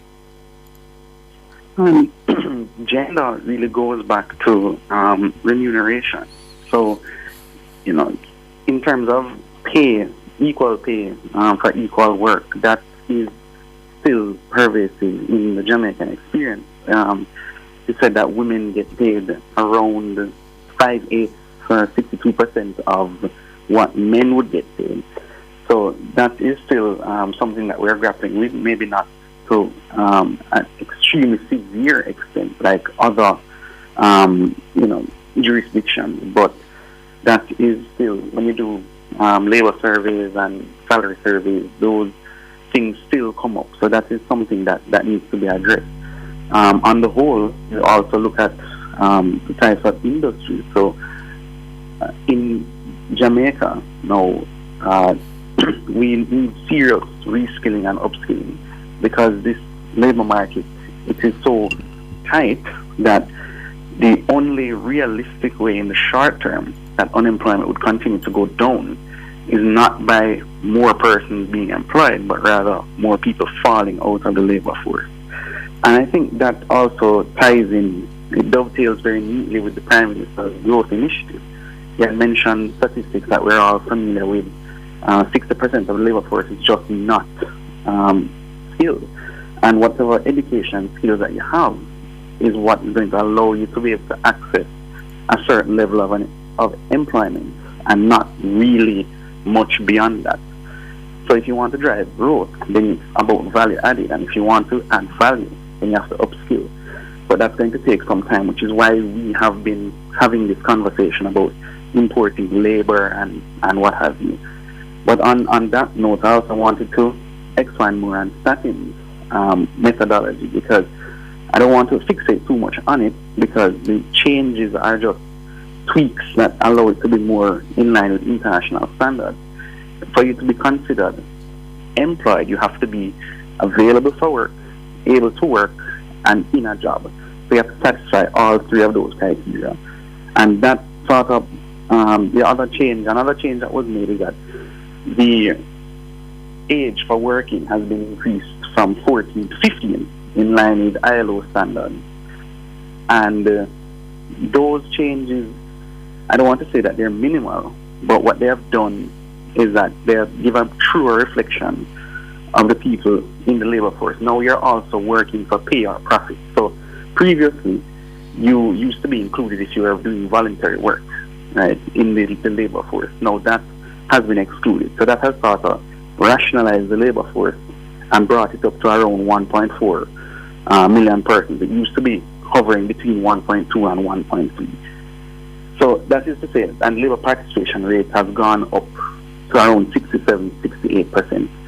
But so many persons now have a job with the skills currently demanded by the market, which are in large part very low skilled and attracts low wages. And that has been a problem that has persisted for decades. We spoke about structural issues earlier, and if we want to overcome those, then we have to focus more on education and training. But that is something that's going to be in the long term. If you need workers now to drive your growth now, then something else would need to be done. If you're talking about education and training, at least 3 to 5 years down the line. You said 67% as it relates to labor participation, correct? Yeah. So what was the number before that? I mean, it was like 65, 64. So it's hovering within a very specific band. That's where most countries tend to be. Even developed countries are around that. They don't really pass 70 a lot unless you are importing labor and it carries it up, like maybe some places in the Middle East. But generally, countries have their labor force participation at around the mid to upper 60s. So Jamaica is in line internationally with most of those places, and so that reflects our own labor dynamics. But the fact is, of those 1.4 million people I referred to, only 280 something thousand has tertiary qualification, meaning degree, certificate, diploma. So even fewer actually have a degree, around 200,000. That's about 15%. You can't drive the sort of very high value added activity when persons don't have the qualifications to do so. Right. And that's where I want to pick up with Jeremy, because there are those who criticize the unemployment rate by saying it's nothing to celebrate, because ultimately we are still a low wage, low skill economy, and therefore the trumpeting of 3.6% in that kind of environment is pointless. Do they have a point, Jeremy? Again, it comes down to the peculiar nature of any environment. Like, for instance, in Barbados, just to add a little bit to what Keenan was saying earlier, yes, Jamaica is very much in line with international standards, but I would say that what the labor force participation rate is heavily dependent on is actually how old your population is. Jamaica has very good birth rates compared to Barbados, for example, and a younger population by extension. So it should have a greater labor participation rate. Ours is around 59, 58%, which would look bad on paper, but it just means there's a lot of retirees and older people around, and there aren't that many children being born. So pretty much, that speaks to other structural issues that come about with celebrating, say, a very low unemployment rate. Yes, if you have an economy that is filled with low-skilled labor or low-paid labor, as I would prefer to say it, to be honest, then it just says, well, there's probably more grunt work around, and there's more people who are vulnerable when it comes to the massive spikes in inflation we've been seeing all around CARICOM. But for me, it speaks more, or if you see a very low unemployment rate, probably one of the lowest I've ever seen, below what Keenan and I would refer to as full employment, it says long term that there may be some structural issues that come about out of having too many jobs that are available. So, and wages. So normally what you would see, especially with what I would refer to a semi-large open or semi-small open economy in context when it comes to Jamaica, you would see that inflation, a lot more inflation might become domestic as opposed to imported, because supposedly more people are employed. Businesses might take that to mean, well, there's more capital, more money around, more income around. We can probably look towards raising prices above and beyond the imported inflation aspect. And that's one of the long-term structural dangers of probably having too low an unemployment rate. It sends a perception that everything is rosier than it may be, and it takes away or totally disregards the environment of low wages. Let me give you an example, and then I stop. If we had an unemployment rate that low, because in Barbados, it trends between 7, 8, and 11%, depending on movements in labor force participation and the amount of transitive labor we tend to have here, and the immigration problem that has been creeping up on us. A lot of Bajans are leaving more than ever before. If we had an unemployment rate that low, that would also signal to the government because we have a very large state participation rate. In other words, there's a huge social welfare aspect to our economy that's different to anywhere else in CARICOM. And it would signal to government, possibly, let's pull back on that, while disregarding the very high cost of living that a lot of Barbadians depend on. And the fact is that a lot of the public services fit well into how Barbadians plan their lives around healthcare and education. We have a very huge public education bill, for example. So these are the types of things that may be taken away, as opposed to generated inflation domestically, because the economy is so small. You would find that government themselves might want to, over time, cut back and say the private sector now can lead a lot of that change, which in the context of how large our economies are, could be good or definitely could be bad. In Jamaica, I think it's less so the case than it would be for the smaller Eastern Caribbean islands. Keenan, do you share that concern that the low rate of 3.6% may be used to mask other concerns such as low wages, that kind of a thing? Yes, I think so, because, and just to illustrate the point, when the unemployment rate was at 13%, north of 12% around a decade ago, and now it's 3 point something percent, you have to look at the value added to the economy at that time. And so over that decade, the real value added, so net for inflation, added in that time is around 32 billion, which is about 1% of our GDP. So despite the fact that more persons are employed, it probably indicates that the increase in employment is not really commensurate with that steep increase in income, because that extra money is not really circulating in the rest of the economy. 32 billion over the course of 10 years is not really a lot to drive the sort of inflation, because simultaneously we have unemployment that's so low, it is below what is considered the non-accelerating inflation rate. It's called NAIRU that economists will refer to. It means that below a rate of around, say, 6 to 7%, inflation will start to go up again, because as was said, more persons are spending, and so more persons are employed, and they have more money they can play around with. But you don't find that in the Jamaican experience. So it probably does show that many of the jobs that are being added are not exactly very high paying to sufficiently drive inflation, which is, it's good, but it does show some sort of underlying, structural concerns that we've been speaking about. Fair. But then there are those who say, all right, I hear Keenan, I hear Jeremy, but they'll make the simple and perhaps simplistic point that, in the grand scheme of things, it still is preferable that one is employed rather than unemployed. Yeah, definitely. It is definitely preferable that one is employed. I mean, if we are grappling with unemployment of 20-something percent very consistently since from the 1960s go straight up to the 1990s. So I just want to say, by itself, that's a good thing, right, that you have unemployment of, you can say unemployment of 3.6%. Some persons might even say, oh, the government is probably a victim of its own success, because when you have unemployment so low, it cannot really go much lower. So it is likely that in future surveys, the rate might start to go up again.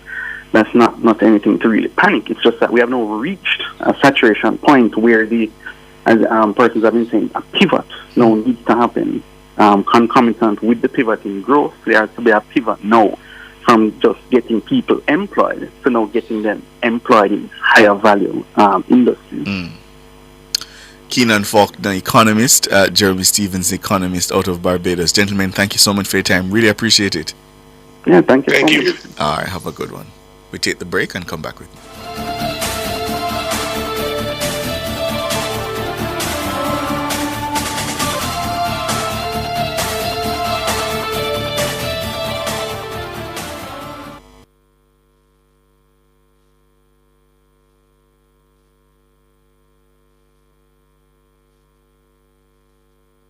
Listen up, motorists. Speeding burns more gas. So slow down. The life you save may be your own and also that of your loved ones. Slow down. Save lives and money. The time by the Insurance Association of Jamaica is...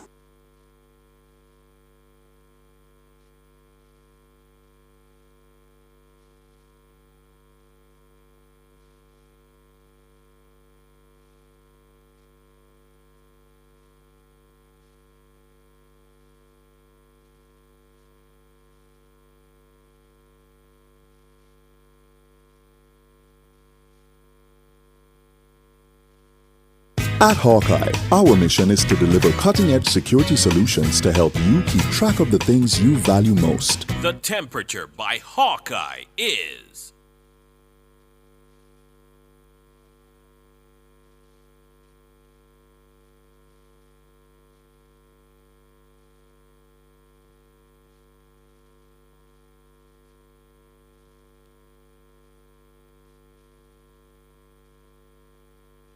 It's 26 degrees Celsius here in the capital city, Kingston, and 20 out west in Montego Bay. Enjoy the festive season, all hope and good cheer. Smile at the memories you made all year. And in the new year, Sagicor will be there. We'll be your friend, we'll be your guide to help you succeed. Protect your family, be the best you can be. Sagicor by your side. Plug into the sun with Peak Energy Solutions. We are your affordable provider for everything solar. Grid tie or off-grid solar P systems, solar air conditioners, panels, lithium batteries, solar supplies, and installation. Visit us at Shop 1, 3 Mosquito Valley Road, Red Hills, St. Andrew. Call 876-279-8820 or 944-0668. Or email us at peakenergysolutionsja@gmail.com. Peak Energy for everything solar.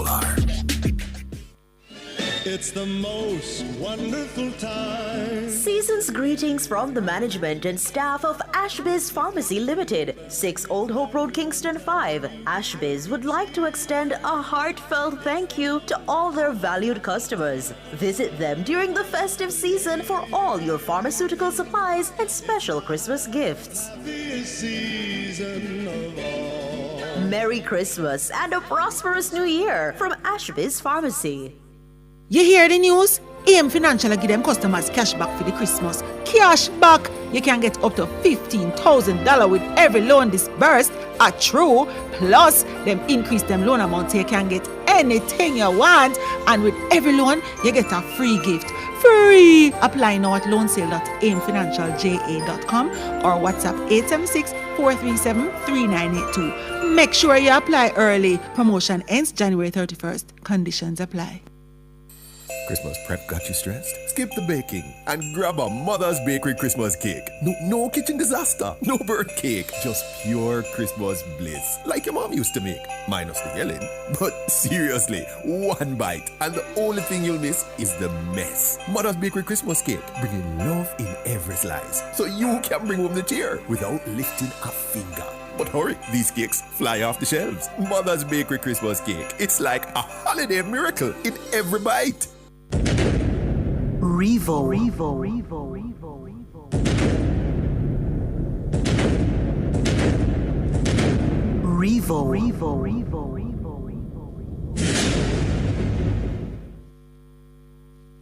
You're listening to a rebroadcast of Nationwide This Morning.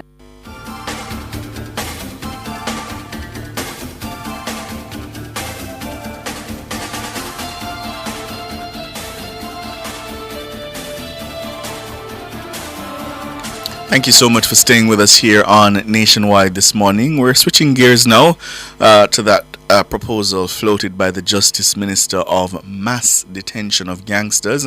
Well, he says it's not off the table as he was reacting to an increase in the frequency of mass killings across the country. Now, the minister, who was speaking on Nationwide at 5, said that if the country gets to the stage where it's unable to curb gang-led criminal activities, then the government may have to explore this extreme policing measure. Let's just remind you of what he said. Here's Mahira Stewart's report.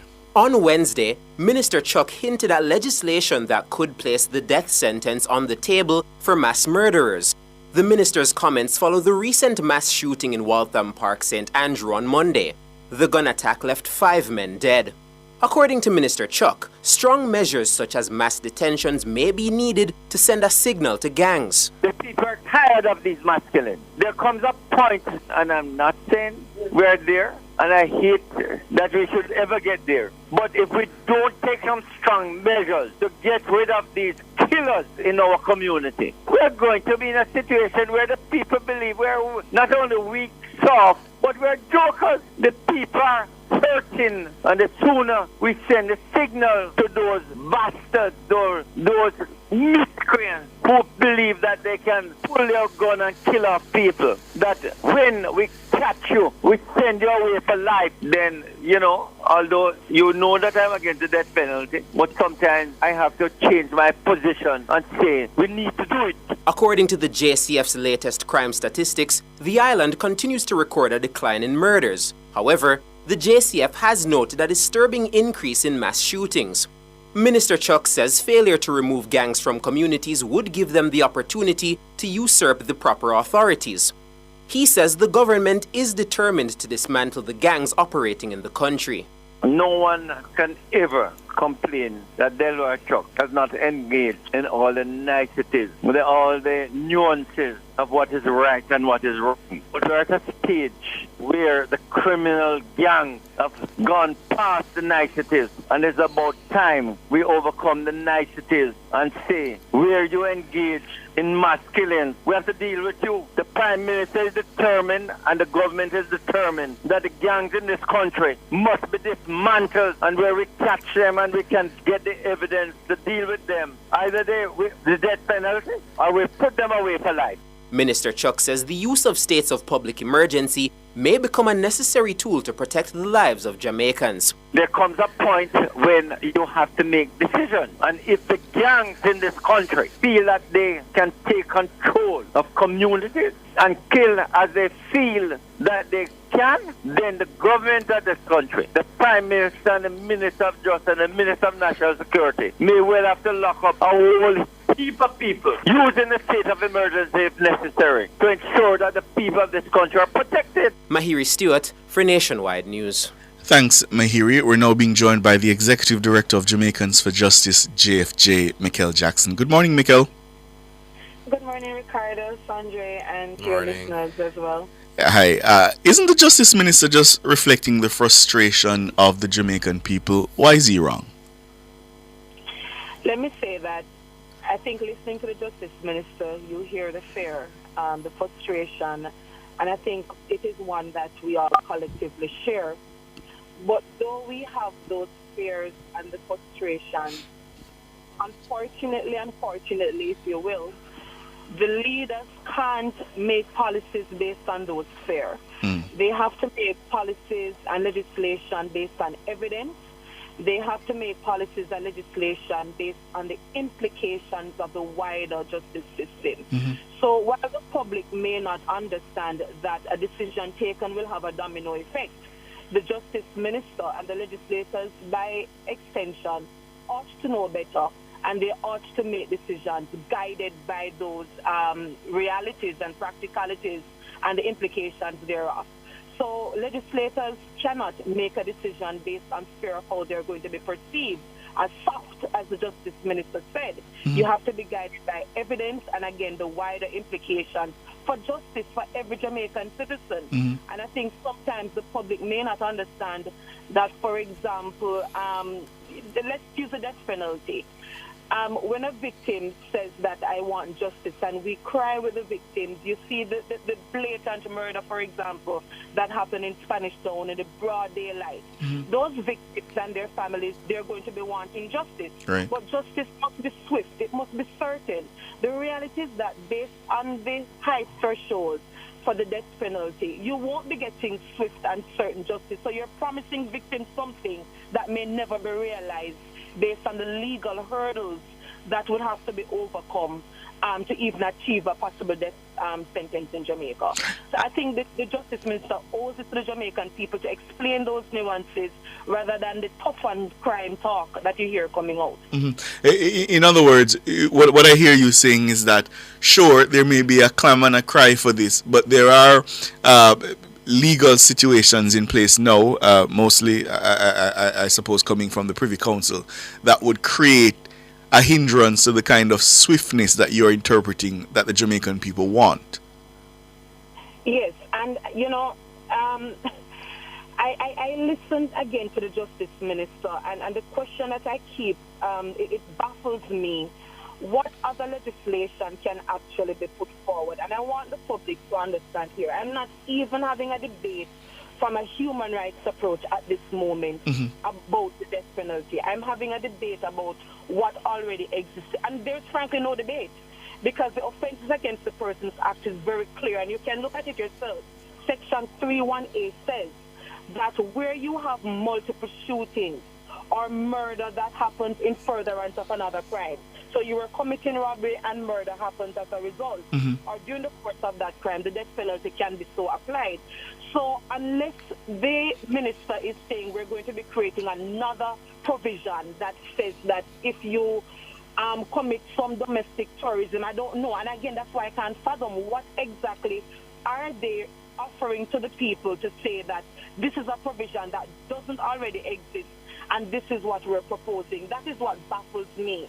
And even if you were to put forward a new legislation, again, you made mention of it, you have the case law based on the Privy Council rulings of the past, the Peter Diggle case that applies the Trimmingham principle of the rarest of the rare, the worst of the worst.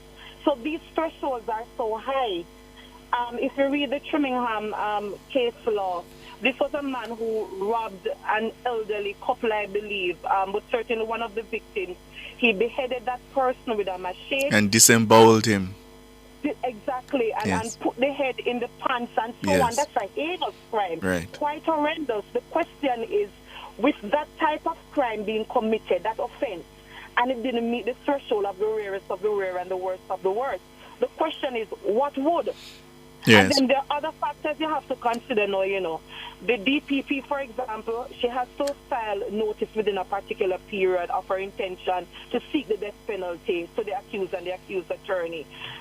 You look at the other provisions, for example, if a plea were to be entered, more than likely you wouldn't go to the death sentence being applied. Those are the mitigating factors that would have to be met. Yeah. The appeal process, I have to say this quickly. I heard, for example, the Minister of National Security saying that, they may have to rethink whether or not appeal could even be considered in mass shootings. And I can't see how that could possibly be done when you have a constitution. Right. So I'm saying to the people, let us demand that we stay the course in giving the resources to the JCF.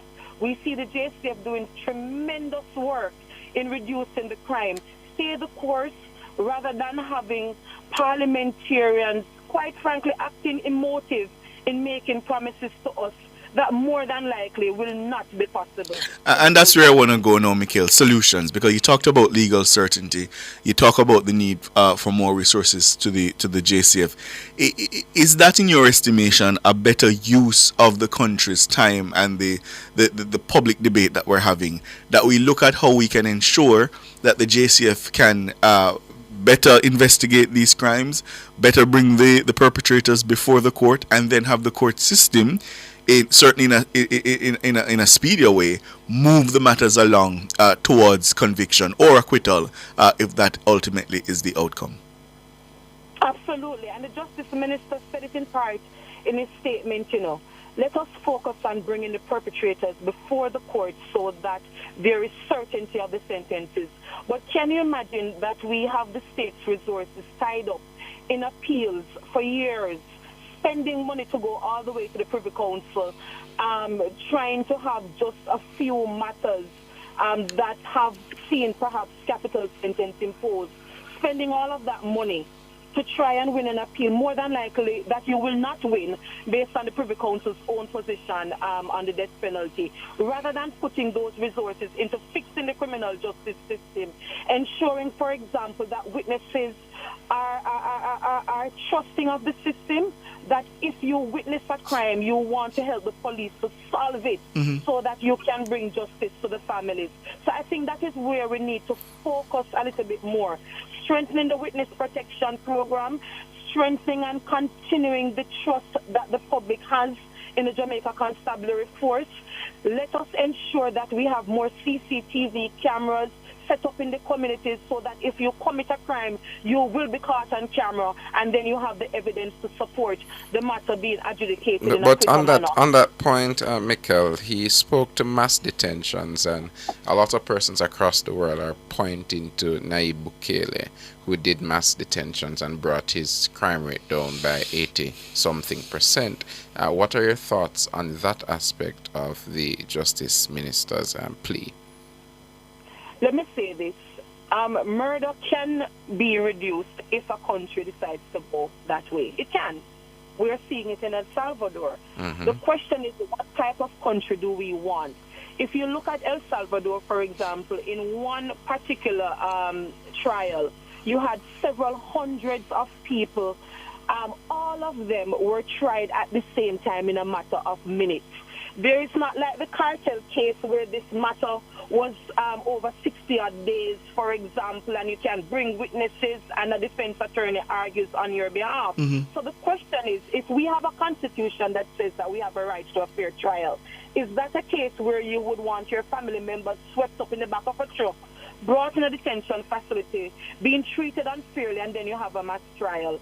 How many innocent people will be caught up in such a system? I don't think Jamaica wants to get there. I think it's for the public to decide, what do we want, and are we willing to pay those costs? I understand where you're coming from, Mikel. I think that's all the time we have, and we definitely would probably need to speak on this even more. But this was about mass detention, the comments from the Justice Minister, Delroy Chuck, and of course we had the Executive Director of Jamaicans for Justice, Mikel Jackson, with Thank us. you so much for your time, Mikel, and I expect that these conversations will continue. Really appreciate it. Thank you to you, and thanks to you both. Yeah, man, have a good one. Front Page was brought to you today by ABC Electrical Sales, for a better choice in the electrical business. JCAP, respect the music, respect the creators, play by the rules. The time by JCAP is 8:01. Success, powered by learning. The temperature, brought to you by Sandals Corporate University. Come grow with us, is 25 degrees Celsius in Kingston, 26 degrees Celsius in Montego Bay, 20 degrees Celsius in Mandeville.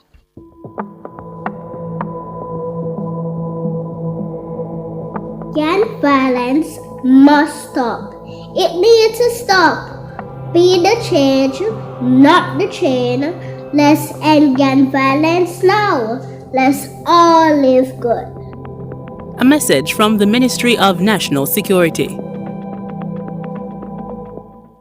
Hey Daddy, have you heard about Mother's Bakery's new Christmas treats? Oh, you mean their Christmas cake, right? Yes, they've also got a new sorrel cake. It's only available at Pressmart and select supermarkets for the season. Sorrel cake? That sounds deliciously festive. Right? Mother's Bakery knows exactly how to bring those holiday flavors we love. I'm getting them all. Perfect for holiday gatherings or just cozy nights in with my little bunununus. This season, Daddy, it's all about Mother's Bakery.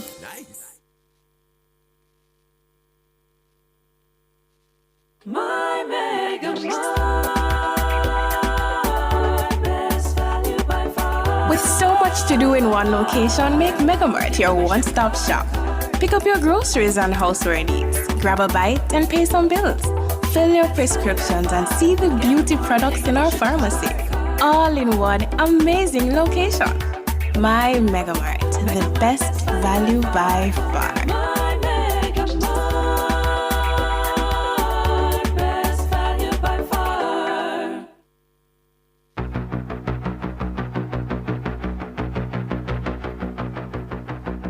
Welcome to Inside Customs, brought to you by the Jamaica Customs Agency, country above self.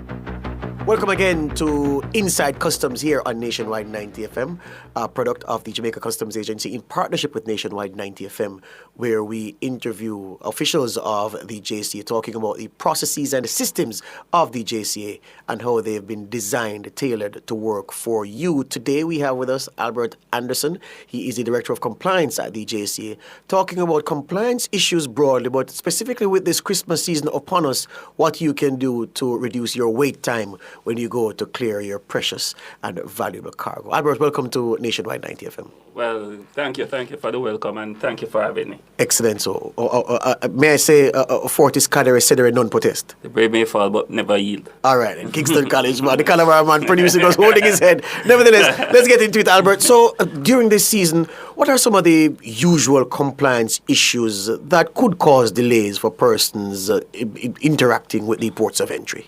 Okay, all right. So, at this time of year, the Christmas period, which is the silly season, we have a lot more persons traversing through our ports, and we have a lot more cargo also coming into our port.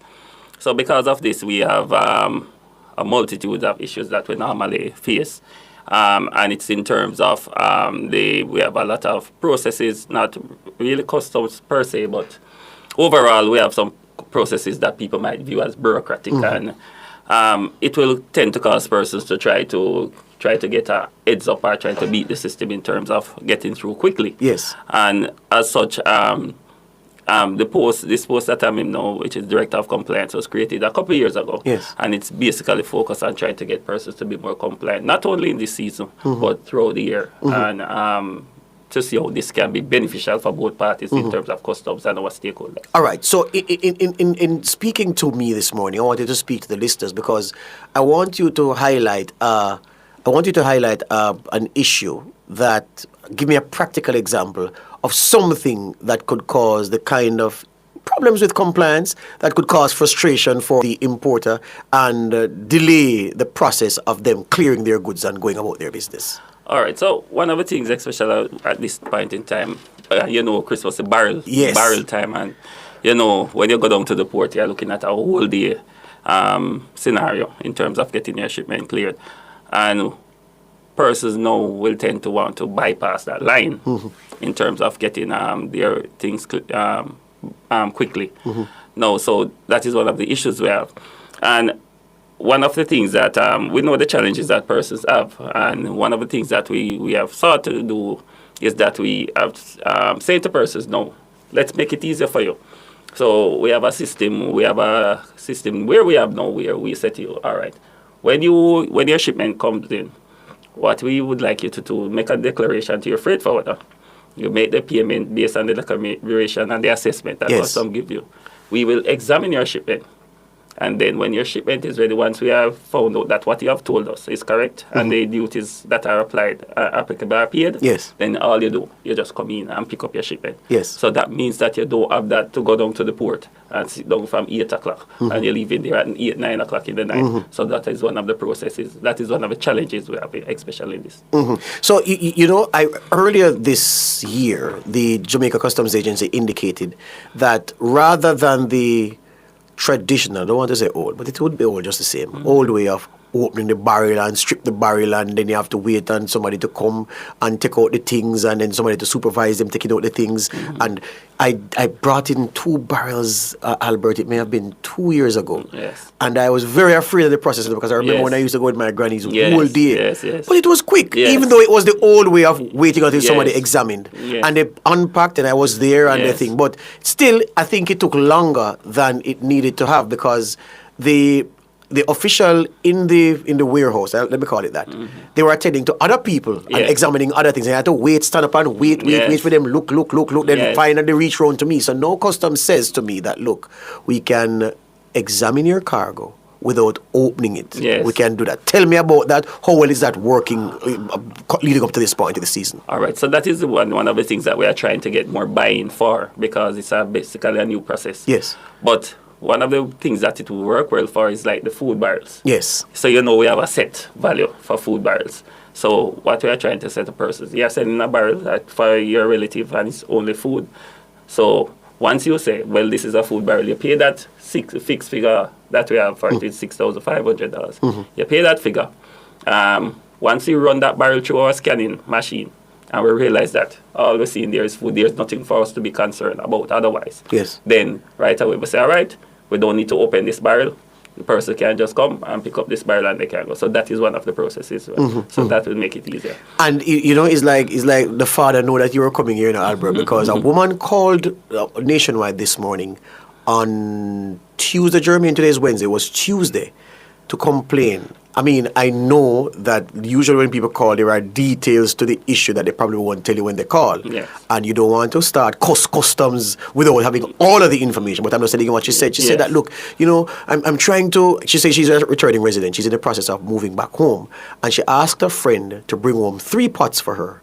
And the pots, she said the pots had some clothes in there. You stuff some items of clothes, make use of the space. Yeah. And she said, customs charged me $32,000 for the 2 pot them. And when my cousin was clearing it, my cousin was faced with the customs agent behaving bad and telling them that them can go to the Prime Minister and complain to the Prime Minister they're not satisfied. And she went on the computer and then she come back from the computer and said, is this for it? And I can't believe because it is way more than I paid for the pots. And I said, well, we'll ask customs. That's a practical thing, Albert, that many people will experience from time to time. You bring in goods, you expect that the duty will be at a certain level, but by the time customs gives you the bill to say, boy, this is it is significantly high. What accounts for the discrepancy between what people say they pay for the item and what customs actually charges at the point of entry? All right, so one of the things that some persons don't take into account is that customs actually charge apart from the value of the items, we also take into consideration the amount that you pay for transport as well in terms of the movement of the items. So that is one of the factors that sometimes cause issue. Not to say that it's the issue in this case. Additionally, one of the things that persons need to understand too is that if something is given for a gift as well, that doesn't mean that customs won't assign a value for it. Yes. Yes. So that is it as well. Times as well that persons don't provide the documentation to prove the price, the cost that they pay for the item. And on the basis of that, customs will seek to find valuation for the item from whatever source that is available.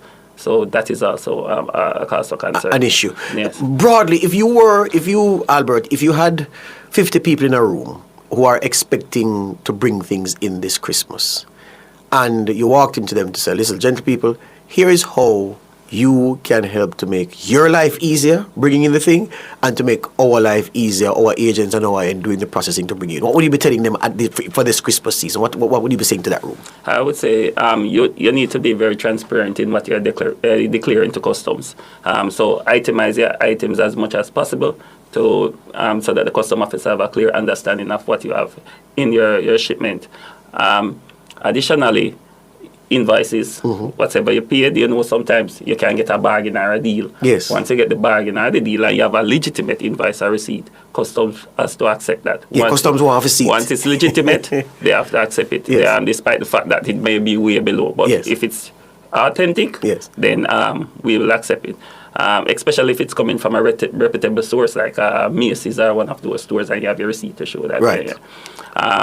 So that would make the process a lot easier for all involved, and so that the custom officer can do their job quickly and you can get out of the space. All right, last thing before we finish, Albert, would you say that interacting with customs Christmas 2024, the systems that you have in place, the experience of the people who you have on the negotiating, receiving end, that experience is better than 5-10 years ago in terms of the systems you have in place? Well, I can tell you, I can definitely say that's a yes. I've been with custom 32 years. Yes. So I've been there from everything used to be paper. We have done so much work in terms of technology and improving the system. One prime example that I can look at is where we used to have, you used to come to the airport and you get that yellow form. Everybody knows that the yellow form. Now all that process has now been automated, where it is inputted into the system. When you go down to the port, all that detail is there for the officer to see. In terms of even the documents that the officer used to write up on the port in terms of processing that duty, that is all automated now. So everything moves a lot faster and a lot smoother. And we are looking at that because one of our main tenets on which we are operating now is to be customer focused. Yes. Yes, no longer is custom the entity. that we have the law beside us and Yes. we have the law behind us and we just use the law. Yes. We are looking at being more transparent and we are looking at the customers. Excellent. Albert Anderson is the Director of Compliance at the Jamaica Customs Agency. He says, look, don't be afraid of the ports this Christmas. You know, they're there to help you, not just to take your money. Yeah? So deal with them with respect, and together you can work to ensure that you can bring in a thing, pay what it is that you are due to pay, and you can move on quickly. Thank you, Albert. Yeah, thank you again for having me. All right. That's Inside Customs here on Nationwide 90 FM, a product of the Jamaica Customs Agency and Nationwide News Network. Welcome to Inside Customs, brought to you by the Jamaica Customs Agency, country above self. You're listening to Nationwide 90 FM. The time is 8:14. Fontana Pharmacy has a wide variety of items from pharmaceuticals, household, cosmetics, toys, and more. The temperature by Fontana Pharmacy. It's all good inside is 25 degrees Celsius in Kingston, 26 degrees Celsius in Montego Bay, 20 degrees Celsius in Mandeville. The management and staff of Spencer's Tailoring Establishment, Shop 21A, Central Plaza, Kingston, wish you, their supportive and well-meaning customers, every happiness this holiday season has to offer. May peace be your gift at Christmas and your blessing all year round. Merry Christmas and best wishes for the new year. From Spencer's Tailoring, the difference is class. Delicious meals, poolside cocktails, right on the beach. Disconnect from your daily worries and reconnect with the one you love. There's no paradise like home. This holiday season, enjoy a romantic all-inclusive escape at Couples Tower Island, Ocherias from $395 USD per night. Take advantage of this offer today by calling Couples Resorts at 876-632-8200. Conditions apply. So, Arosa's Gourmet Outlet is now serving lunch at 53 Upper Waterloo Road, Kingston 8. This gourmet outlet is offering reasonable prices on hams, wines, fresh and smoked meats, sausages, cheese, chocolates, meat and cheese platter, and so much more. Call them now at 876-999-0191 for more info, or visit 53 Upper Waterloo and get great deals all year round.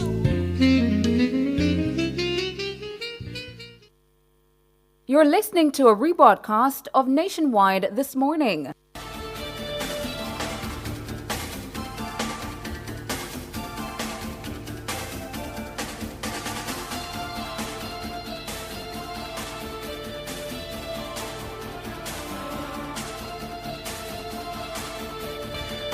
We're back with you. Of course, it's Nationwide This Morning. It is the front page. I'm Sondre Roden. And my name is George. And we're going into a discussion based on something that happened recently in the public space, where we saw a release that there is going to be an investigation into an incident that would have occurred at an event, which led us to focus on this theme of what the policies are that govern the police officers when they're on private duties. So a recent incident at Rebel's birthday party in Jamaica has sparked widespread concern and outrage. Stick up in.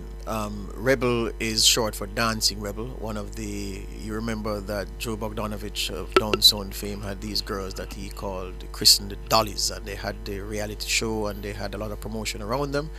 Dancing Rebel, short for Rebel. She was one of the three, the others being pretty and tall up. These are people who are social media famous, especially on TikTok. They have huge followings, and despite you may be feeling that, you know, what the relevance is they have to everyday life, they hold significant sway, especially with those within a certain demographic, and well, even across demographics. Older folks watch them, the young people idolize them, and so what they get up to has significance and relevance in the context of things in Jamaica. Continue, Andre. All right. So, a video circulated on social media appears to show a beating involving an off-duty police officer and a social media influencer. The police high command has launched an investigation, which is now being handled by the Independent Commission of Investigations, INDECOM.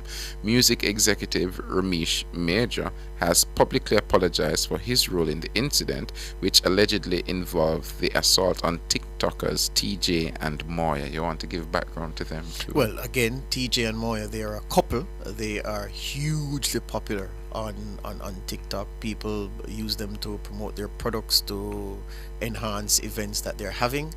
And again, I have to set the context because some people will immediately hear the names and say who, because it's not in their space. But there is a space that they are among the dominant forces in, and so if they go on social media and they watch their face, they watch their faces, they have thousands of people watching them and talking to them, engaging with them, and that's how they own a piece of the public limelight, or a piece of the limelight in the Jamaican context again.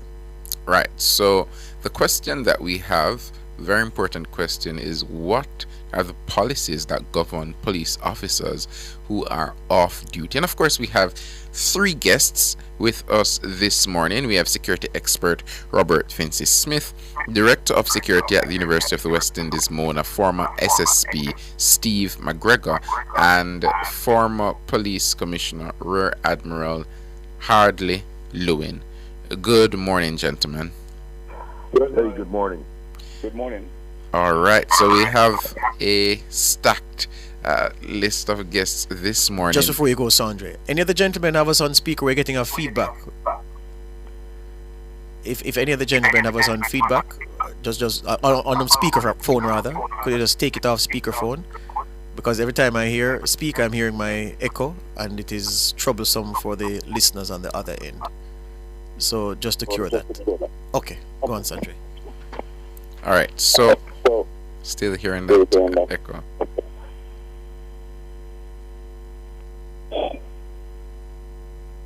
All right, so we're going to start off looking at who do we have with us now, Jermaine? All right, so I'm going to start off with Robert Fincy Smith and ask basically what the protocols are that would be in place for an off-duty police officer who would be engaging in private security. Well, I am not entirely certain what the current protocols are. Right. But it's an interesting question because there's a statement that says a police officer is never off duty. Which kind of makes it an interesting scenario. But there are protocols that say that one, they have to have some form of permission that they were allowed to participate in, this type of thing. And the normal behavior is expected of a police officer, that he is to uphold the law, he is to keep the peace, and all the rest of that. So I am still trying to find out what actually sparked the confrontation. But again, Robert, if I may, just to add context before we bring in the former police commissioner, and just to bring everybody in on it, what is alleged to have happened from the perspective of the victims and from the perspective of eyewitnesses?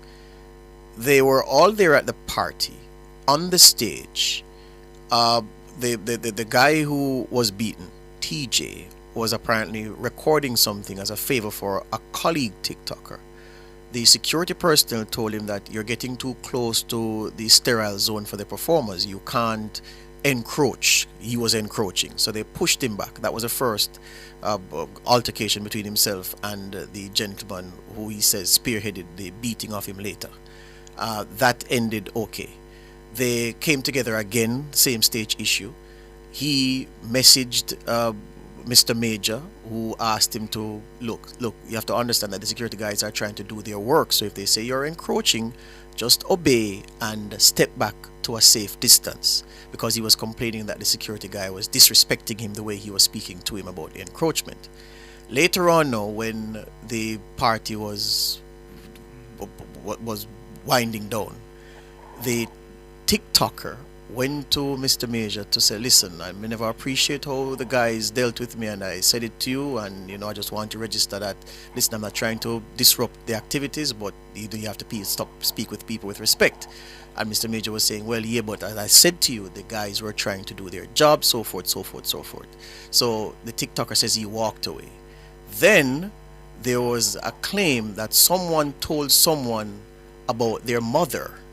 You know how that goes down in Jamaica. And the TikToker admitted that when he was some way off from Mr. Major and his security personnel and other people, he turned and said, General, go and whatever, uno mother. And that was what sparked, some people say, an instruction, a directive was given by someone for people to go and discipline the TikToker. And that's when he was attacked and beaten. The girl, Moya, who is his partner, herself a popular TikToker, went to his assistants and she was beaten by men, slapped and punched. I don't know if she was kicked, but he was kicked, punched, boxed, everything. She went to his assistants and she also came under the cosh. And the reports are that the head of Mr. Major's security detail is a policeman who was off duty but serving in his capacity as a security guard for Mr. Major on his time off the clock at the JCF. That's what they say happened in the circumstances. Gentlemen, I ask you to just hold the line for us to take the break. Let's tidy up the line and come right back so we can really get into the discussion.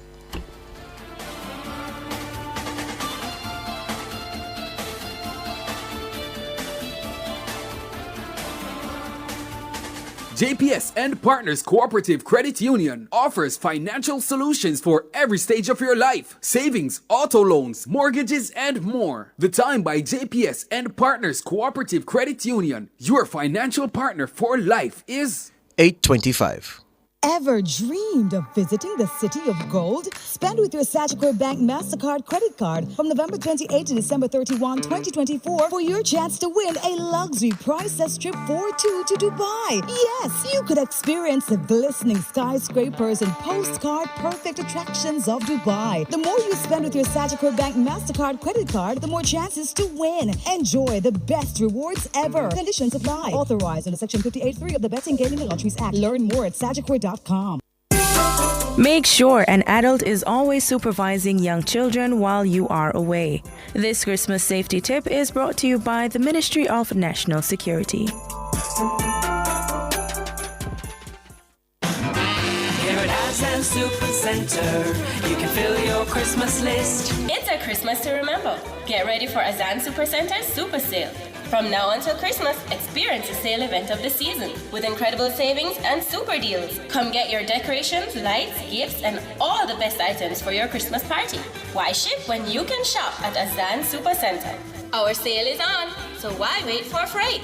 So this Christmas, make it Aslan Super Center for sure.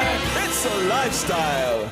Importers, clear customs, not your schedule. Download the JA Customs Connect mobile app from the Google Play and Apple App Stores and enjoy the ease to calculate your customs duties, search for tariff codes, track and trace your shipments, pay your declarations, and so much more, all in a click, right at your fingertips. So save time, save money. Download the JA Customs Connect mobile app today. It's fast, safe, and convenient. For more information, visit jacustoms.gov.jm. JA Customs Connect mobile app, powered by the Jamaica Customs Agency. Jamaica Customs, keeping our customers in focus. Hi, I'm Juliet Cuthbert Flynn, Minister of State in the Ministry of National Security. On behalf of the Ministry of National Security, the Jamaica Constabulary Force, and the other entities within our security apparatus, we wish you a safe, happy, and prosperous holiday season. I want to reassure every Jamaican, as well as our visitors, that comprehensive measures are in place to provide a safe and secure environment for all.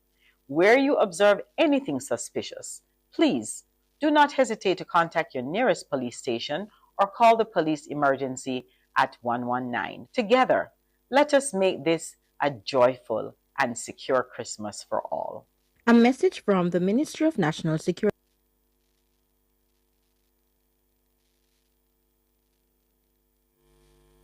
You're listening to a rebroadcast of Nationwide This Morning.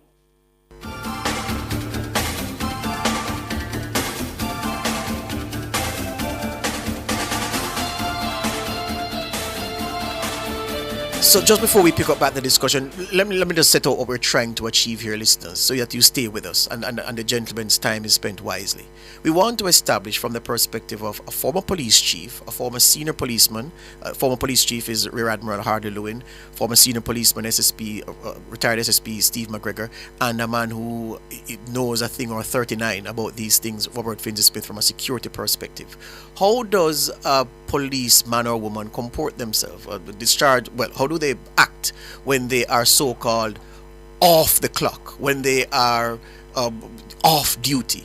And for instance, a policeman who says he's off duty be wearing a police vest, but him saying off duty. What are what is expected of them from the perspective of the force? What guideline, if any, is set to them? So, well, look, if you're off the clock and you're working in a private capacity, this is how you should conduct yourself. These are the things we're trying to establish as we try to understand what may have prompted the incident that we're now talking about, which happened at this big event last week. All right? All right, I'm just going to bring in Rear Admiral Hardy Lewin to ask, well, the same question really. What are the protocols, if any, that are in place for an off-duty police officer? But not just, whether or not they're in civilian clothes being off-duty, but he would be acting in a private security capacity. Are there any protocols in place for that, Rear Admiral? Good morning, Sanjay and George. Good morning. Let me take you back a little bit. This whole incident is a proverbial example of a man-biting dog. It should not have happened. The fact that it has happened, and it shouldn't have, it's big news. Now, when I became commissioner, I'll tell you what I found. There were ad hoc side arrangements going on, which I designate moonlighting, between stations and friends, who knows who. You have a major event, they have their favorite superintendent or senior superintendent who has a special team, and all of a sudden they seem to get all those details. Moonlighting, that is what I found. I said I would not have it, and it's going to stop. So I personally drafted a policy called the Extra Duty Program, because I'm not into moonlighting. Extra Duty Program. I submitted that to the Ministry of National Security, and it was approved, and its implementation begun. That's where I left it. Now, what is the benefit of doing this? Before you go there, Rear Admiral, the program you crafted, did you craft it with input from around you, or you just sat and did it based on what you saw? No. I don't like to sit down with a blank sheet of paper. I created a draft. I had input. Adjustments were made, and it was sent off for approval. Okay. Okay? Can I go on? Yes, man. Go ahead. Okay. First of all, it goes to show I'm a very strong supporter of the Extra Duty Program. Mm-hmm. We're not alone in this world. When you go to the United States and you go to a shopping mall, and you see a police car parked up and an officer, uniformed officer, standing outside. This is not the mall, the police, what do you call it, mall cop now. Yeah. This is from your sheriff's office. They are there on whatever they call it up there, an extra duty program. Here are the benefits. One, it provides additional policing services without depriving communities or persons of normal policing services. Let me give you an example of that. If there's a large event at a particular venue, if in the normal course of business you said, wow, something big is happening, we need to have some of our patrols and so on, pay some attention to that and so on, it is going to be depriving other areas and communities of policing services. Because your normal deployment is going to be there focusing on that event. And it's wrong. It's a money-making venture. It's a private venture. They must pay for the excess. All right. So that's the first benefit. Two, it's an avenue for off-duty policemen to earn extra money in an approved, structured program. Notice, approved, structured program. And it provides a program that is voluntary, and it's equitable. Two big rules that I had in the program. One, it is not there to compete with private security. As a consequence, the rates are higher than private security rates. And I said voluntary. So there's no case of a special senior person having special people getting all of the SumFest arrangements, etc., all this ad hoc arrangement. This is official. These monies are paid to what would be a central secretariat. And by the way, there was a certain amount of added to whatever the contract price was for administration, etc. Okay? So there is now a process of how you would access such a program. The fact that you ask for it doesn't mean that you're going to get it. You know you have to apply for a police permit to have an event. All right. You can then say, look, we're doing this and so on. We'd like to have some police support. I'm not going to take my patrol people who are doing otherwise to divert there. You must pay for some police. The policemen would come and say, I would like to be put on the list for the extra duty program. Because you don't have to do it, you know. Be volunteers. A recce would be done, reconnaissance, the venue of the site, and say, what are your plans? First to determine if you really need any police. There, the police needed. How many? What are their roles? For instance, a policeman is not there to go and tear tickets at the gate. What you're paying for is uniformed presence of the officer that is assigned, or officers that are assigned. Because uniformed presence is in fact a use of force. It is level 1 use of force. That's what you're paying for. Which in most instances, it's all you need is a uniform presence. Not a policeman to be there, but of course he's there to respond. And we are not affecting policing services elsewhere. So this is the kind of overall picture that implementation started. So Rear Admiral, pardon me if I'm dragging you forward in your response, but I have to. So then, a policeman or a woman, in the context of which you speak, the structured, approved program that you set in place when you had charge of the JCF, a policeman or a woman working under this program, would they be said then to be off duty when they're performing the duties approved for them? No, it can't be off duty. And that is the clincher there, sir. Because I said, sir, yes, extra duty. yes, Notice the name extra. So hold on now. It begs the question then. To his normal deployment duties as a police officer. That's right. So that's why the question then emerges now, Rear Admiral. What then is an off-duty policeman or woman? Police officer who is not rostered for duty, available, it is free time, who has said, I would like to participate in the extra duty program. An opportunity comes up, he's then asked, would you like to do this? This opportunity has come up. Oh, one other rule, let me put it in very, very quickly. I'm going to finish this though. The person assigned must have 8 clear hours from the end of this assignment to his next assignment in regular policing duties. So you can rest and be ready to do government work. Thank you very much. That was one of the rules. But if I may... Yes, go yes, ahead. SSP. Yeah, if I may come in, and I am happy to be in this August group. Good to hear you, Brother Lewin. I am a little bit more recent than retired Commissioner Lewin, and what he said was correct, and it still obtains in the force. But this is the structured effort that the police does, and they are actively on duty. I think you're searching for when a policeman on his own or in concert with others, 2 or 3, or sometimes even the commanding officer or not go off and do some work with somebody. That's right. Because like where you are going, this person would not qualify for an extra work program because you have to sign a contract with the commanding officer there, which would be sent up to headquarters. So it's a structured process.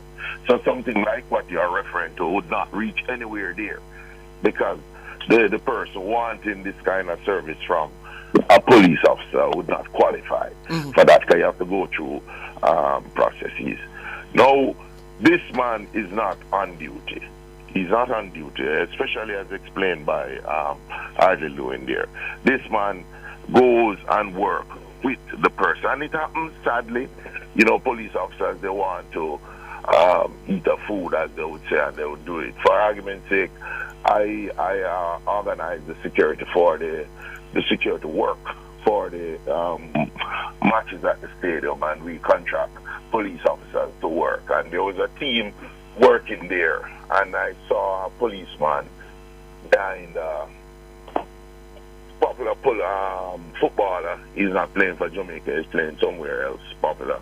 And I saw him in the uniform, and I said, this man could not be working with the team that is detailed at the stadium. So I approached him, and he said, boss, boss. But me just do a little house. I say, you alone in your uniform. Say, it go, boss. And I said to him, this is very tricky, and it is not safe for you to do this. And, so you find that they will do this, even with entertainers, they go on their own. When they wear the uniform, they do this unlawfully because it is not structured anywhere. But they do it, and I know that they do it. And I say to commanding officer, you have to be close to what is happening. Invariably, these police officers that do this, they are like popular ones at the station because they are getting an additional money, so, they kind of flaunt how they behave and so on and things. But it happens. And it is sad. I'll tell you, even some of these response capabilities for security teams are made up of police officers, off-duty police officers. The security entity, they have a response. Yeah, man. But because the police officers are trained already, most of them have a license firearm. Yes. They use them, and invariably this is very haphazard. And they do it on their own but time. gentlemen, just before we take the break, Mr. King, bear with me. Here's what I can't understand. I don't understand how a gentleman is usually a policeman. You rarely see under plain clothes women doing these things, but so they're at a party. So you're par with big promoter as their personal security guard, but you're a policeman who say you're off duty. Yet, in trying to exert control in the role that you play, you invoke the powers of police personnel. Yeah, you use that to your advantage, yet you say you're off duty. So I'm not understanding how it is that the metaphors are being mixed, the lines are being blurred when you're a policeman, when you're not a policeman, what skin you're in from 1 minute to the next. I've always wondered about it, and if it's legal and straight what they are doing in the capacities and the roles that they play. Gentlemen. Well, he's not. Somebody going. Let me hear Hadley Lewin and let me hear SSP and let me hear Robert on it. All right, go ahead. Well, you raised two words there, George. Legality and justification. Right? Now, there's a well-celebrated case which says a policeman is always on duty, where a policeman was in fact penalized for failing to respond in a particular set of circumstances. I don't know, a long time ago. Yes. The fact of the matter is, when you have the police powers, you don't lose it. Now, how you use it comes in the justification and the legality of what you have done. And, look here. Regardless of what happened, if this man was out there on an operational patrol and so on and behaved in the same manner, it is just as bad. All right. So to take on the overarching, the kind of chapeau about the fact that it was this duty or that duty or moonlighting and so on, I think it's quite irrelevant. Yeah. And SSP McGregor, you're saying that based on the program that Rear Admiral left and that you say has continued, has been modernized, so to speak, it still is not an arrangement where a promoter can cherry pick in brethren policeman and say, come and work for me. This is the money that I'm paying you. You're saying that that process is not right, that there's an approved process and a structured process that you would have to go through to engage the services of a police of police personnel to serve you in that capacity as a private security guard? Yes, that's how it is, and that happens all of these structured events. It has the extra work program tied to it.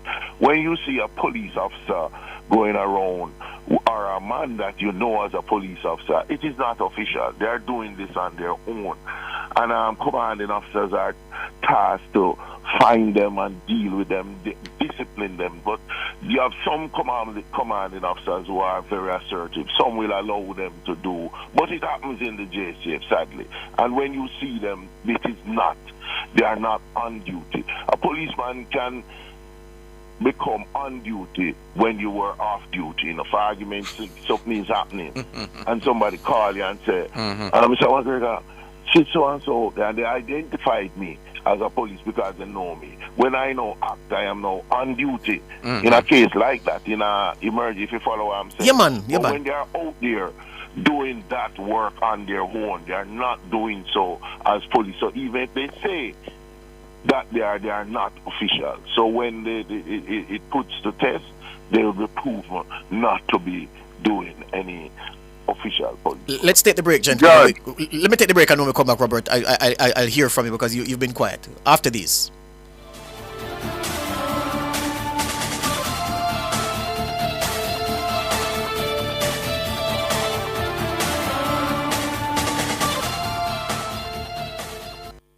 Make a plan to stay on top of your mortgage. Stick to it. Pay on time.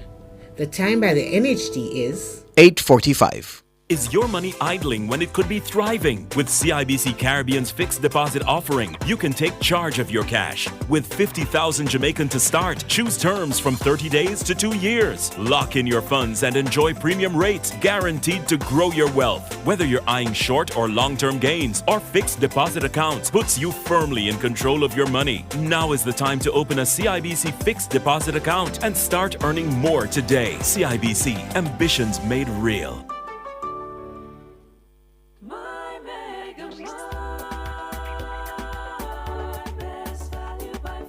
With so much to do in one location, make Megamart your one-stop shop. Pick up your groceries and houseware needs, grab a bite and pay some bills. Fill your prescriptions and see the beauty products in our pharmacy. All in one amazing location. My Megamart, the best value by far.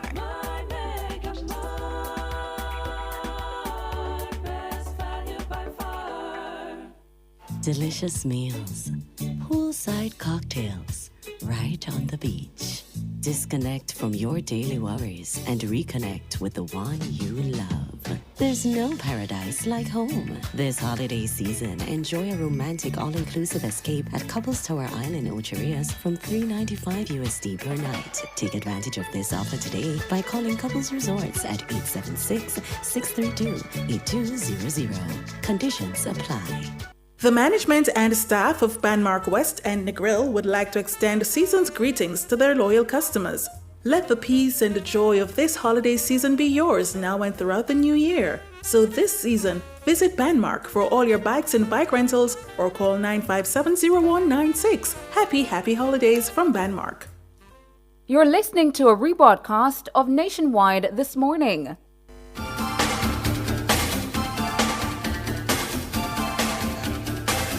All right, we're back with you. We're still on the front page, and we're having this discussion about, what governs police officers who would be undertaking private duties. And we were going to hear right before the break from Robert Fincy Smith, security expert. Robert, go right ahead. Well, morning again. There is a point that we're all blissfully missing or unaware of. There is something known as a lawful order or an unlawful order. The scenario laid out to me by George, somebody got upset over something, and the response to the person's behavior was a directive to discipline him. Right. Now, even if you are a superintendent of police or lower higher, you don't have the right to administer discipline in that manner. If the person has done something you consider to be actionable, you arrest them. Yeah. Now, when somebody say, go and deal with it, first and foremost, if it's a senior police officer who gave the instruction, he's in trouble.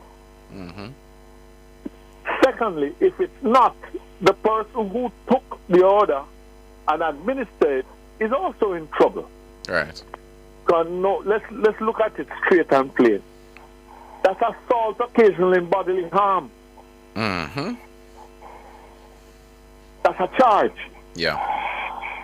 And the person who gave the order is culpable. The person who took the order and carried it out is equally culpable. Now, it opens a door that I don't hear anybody talking about. All of the things that,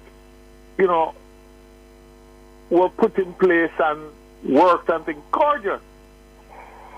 But what makes a promoter feel that they have the authority and the legal right to direct an individual, police, off duty, on duty, otherwise, to inflict bodily harm on someone? Well, I want to pause right there, Robert, and I want to ask you then, in general, how do those who work in the security space, how do they deal with things like that? Because it's not just a police officer that was told, it's the entire team, about 5-6 men that we see in the video running on, and that is still the same charge of occasioning bodily harm. And if I was the one in that situation, for example, then of course I would have pressed charges. So I want you to speak on that as well. Yes, you're quite right. But here's the kicker. You have promoters and artists who feel that by virtue of having a policeman off duty or otherwise at their behest, they've created their own little militia at whatever the party is happening. And this is not just for a party. There are people who consider themselves part of the permanent security team of whoever these promoters are. And it creates a murky area. Then you have people who are police officers who utilize their power at the behest of these people. Yes. Rear Admiral, if after an investigation a policeman is found culpable for acting in a manner where to abuse citizens then in their capacity as private, as on duty, off duty policeman, I can't even distill between those two things. If after an investigation has found, so Indicom does their thing and issues their finding, does the force then apply something on top of that, or it is just guided by what Indicom has found and recommended? No, I think there are two things there, and let's separate them. Yes. The actual incident that Bobby Wright described is a very, very, very serious allegation, serious offense, which I think is what Indicom would be concerned with. The issue of professionalism and the actions of the police. We're talking about now the circumstances that cause them to be there, which I see more as an internal matter for the police to deal with.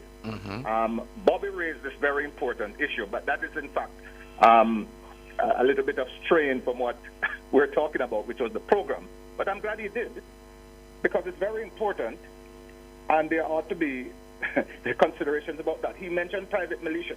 You go to some business offices on a Friday, and you see groups of policemen. What are they doing there? Moonlighting what? Nothing to do with moonlighting. I'm just asking you. Everybody wants to have some policeman friends, especially if they're bad men. Some muscle. Some muscle, yes. Muscle. Yes. You're having a little problem and so on. You say, look in a man, put a little pressure on the man there. Yes, yes. That's a whole separate discussion. Yes. So, as well. Yes. So SSP but McGregor. In terms of this program, yes. Clearly, writing a policy and so on does not solve the problem. True. Which goes beyond that. It is dealing with this narrow aspect of a problem, which is extra duty and so on, which I support. Yes. But it has to be rigidly enforced, and it has to be massaged continuously into shape as you gain experience to tighten it over time. Yes. It cannot be a static thing. Yes. So let me ask you this, Steve McGregor.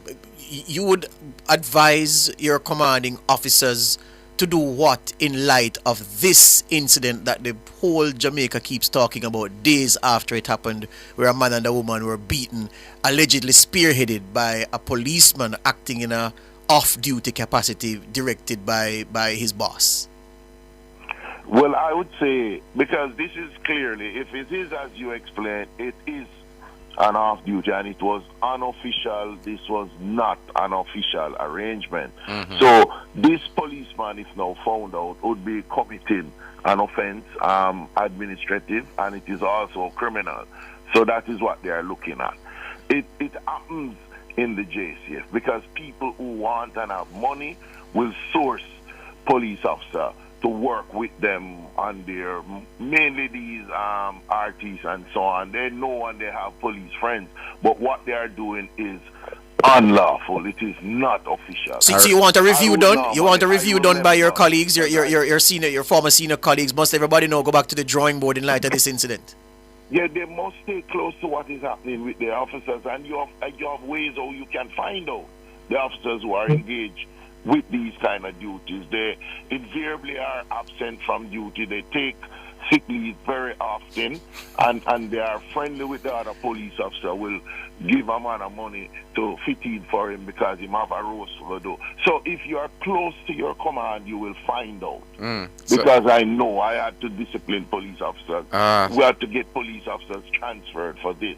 But it is very prevalent, and this is what happened. So this is not unusual. This man, if I said he was not on duty, he was doing one of these roast duties, which they should take a step to deal with it, because this all right, SSP Steve McGregor, thank you so much. We have to cut it there. It was a great conversation, and of course you heard from security expert Robert Finzi-Smith, Director of Security at the University of West Indies, Mona, former SSP Steve McGregor, and former Police Commissioner Rear Admiral Hadley Lewin.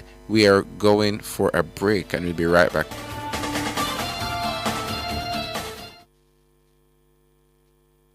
You've just heard a rebroadcast of Nationwide This Morning. Nationwide 90 FM, continuing the tradition of fair, fearless, and factual reporting.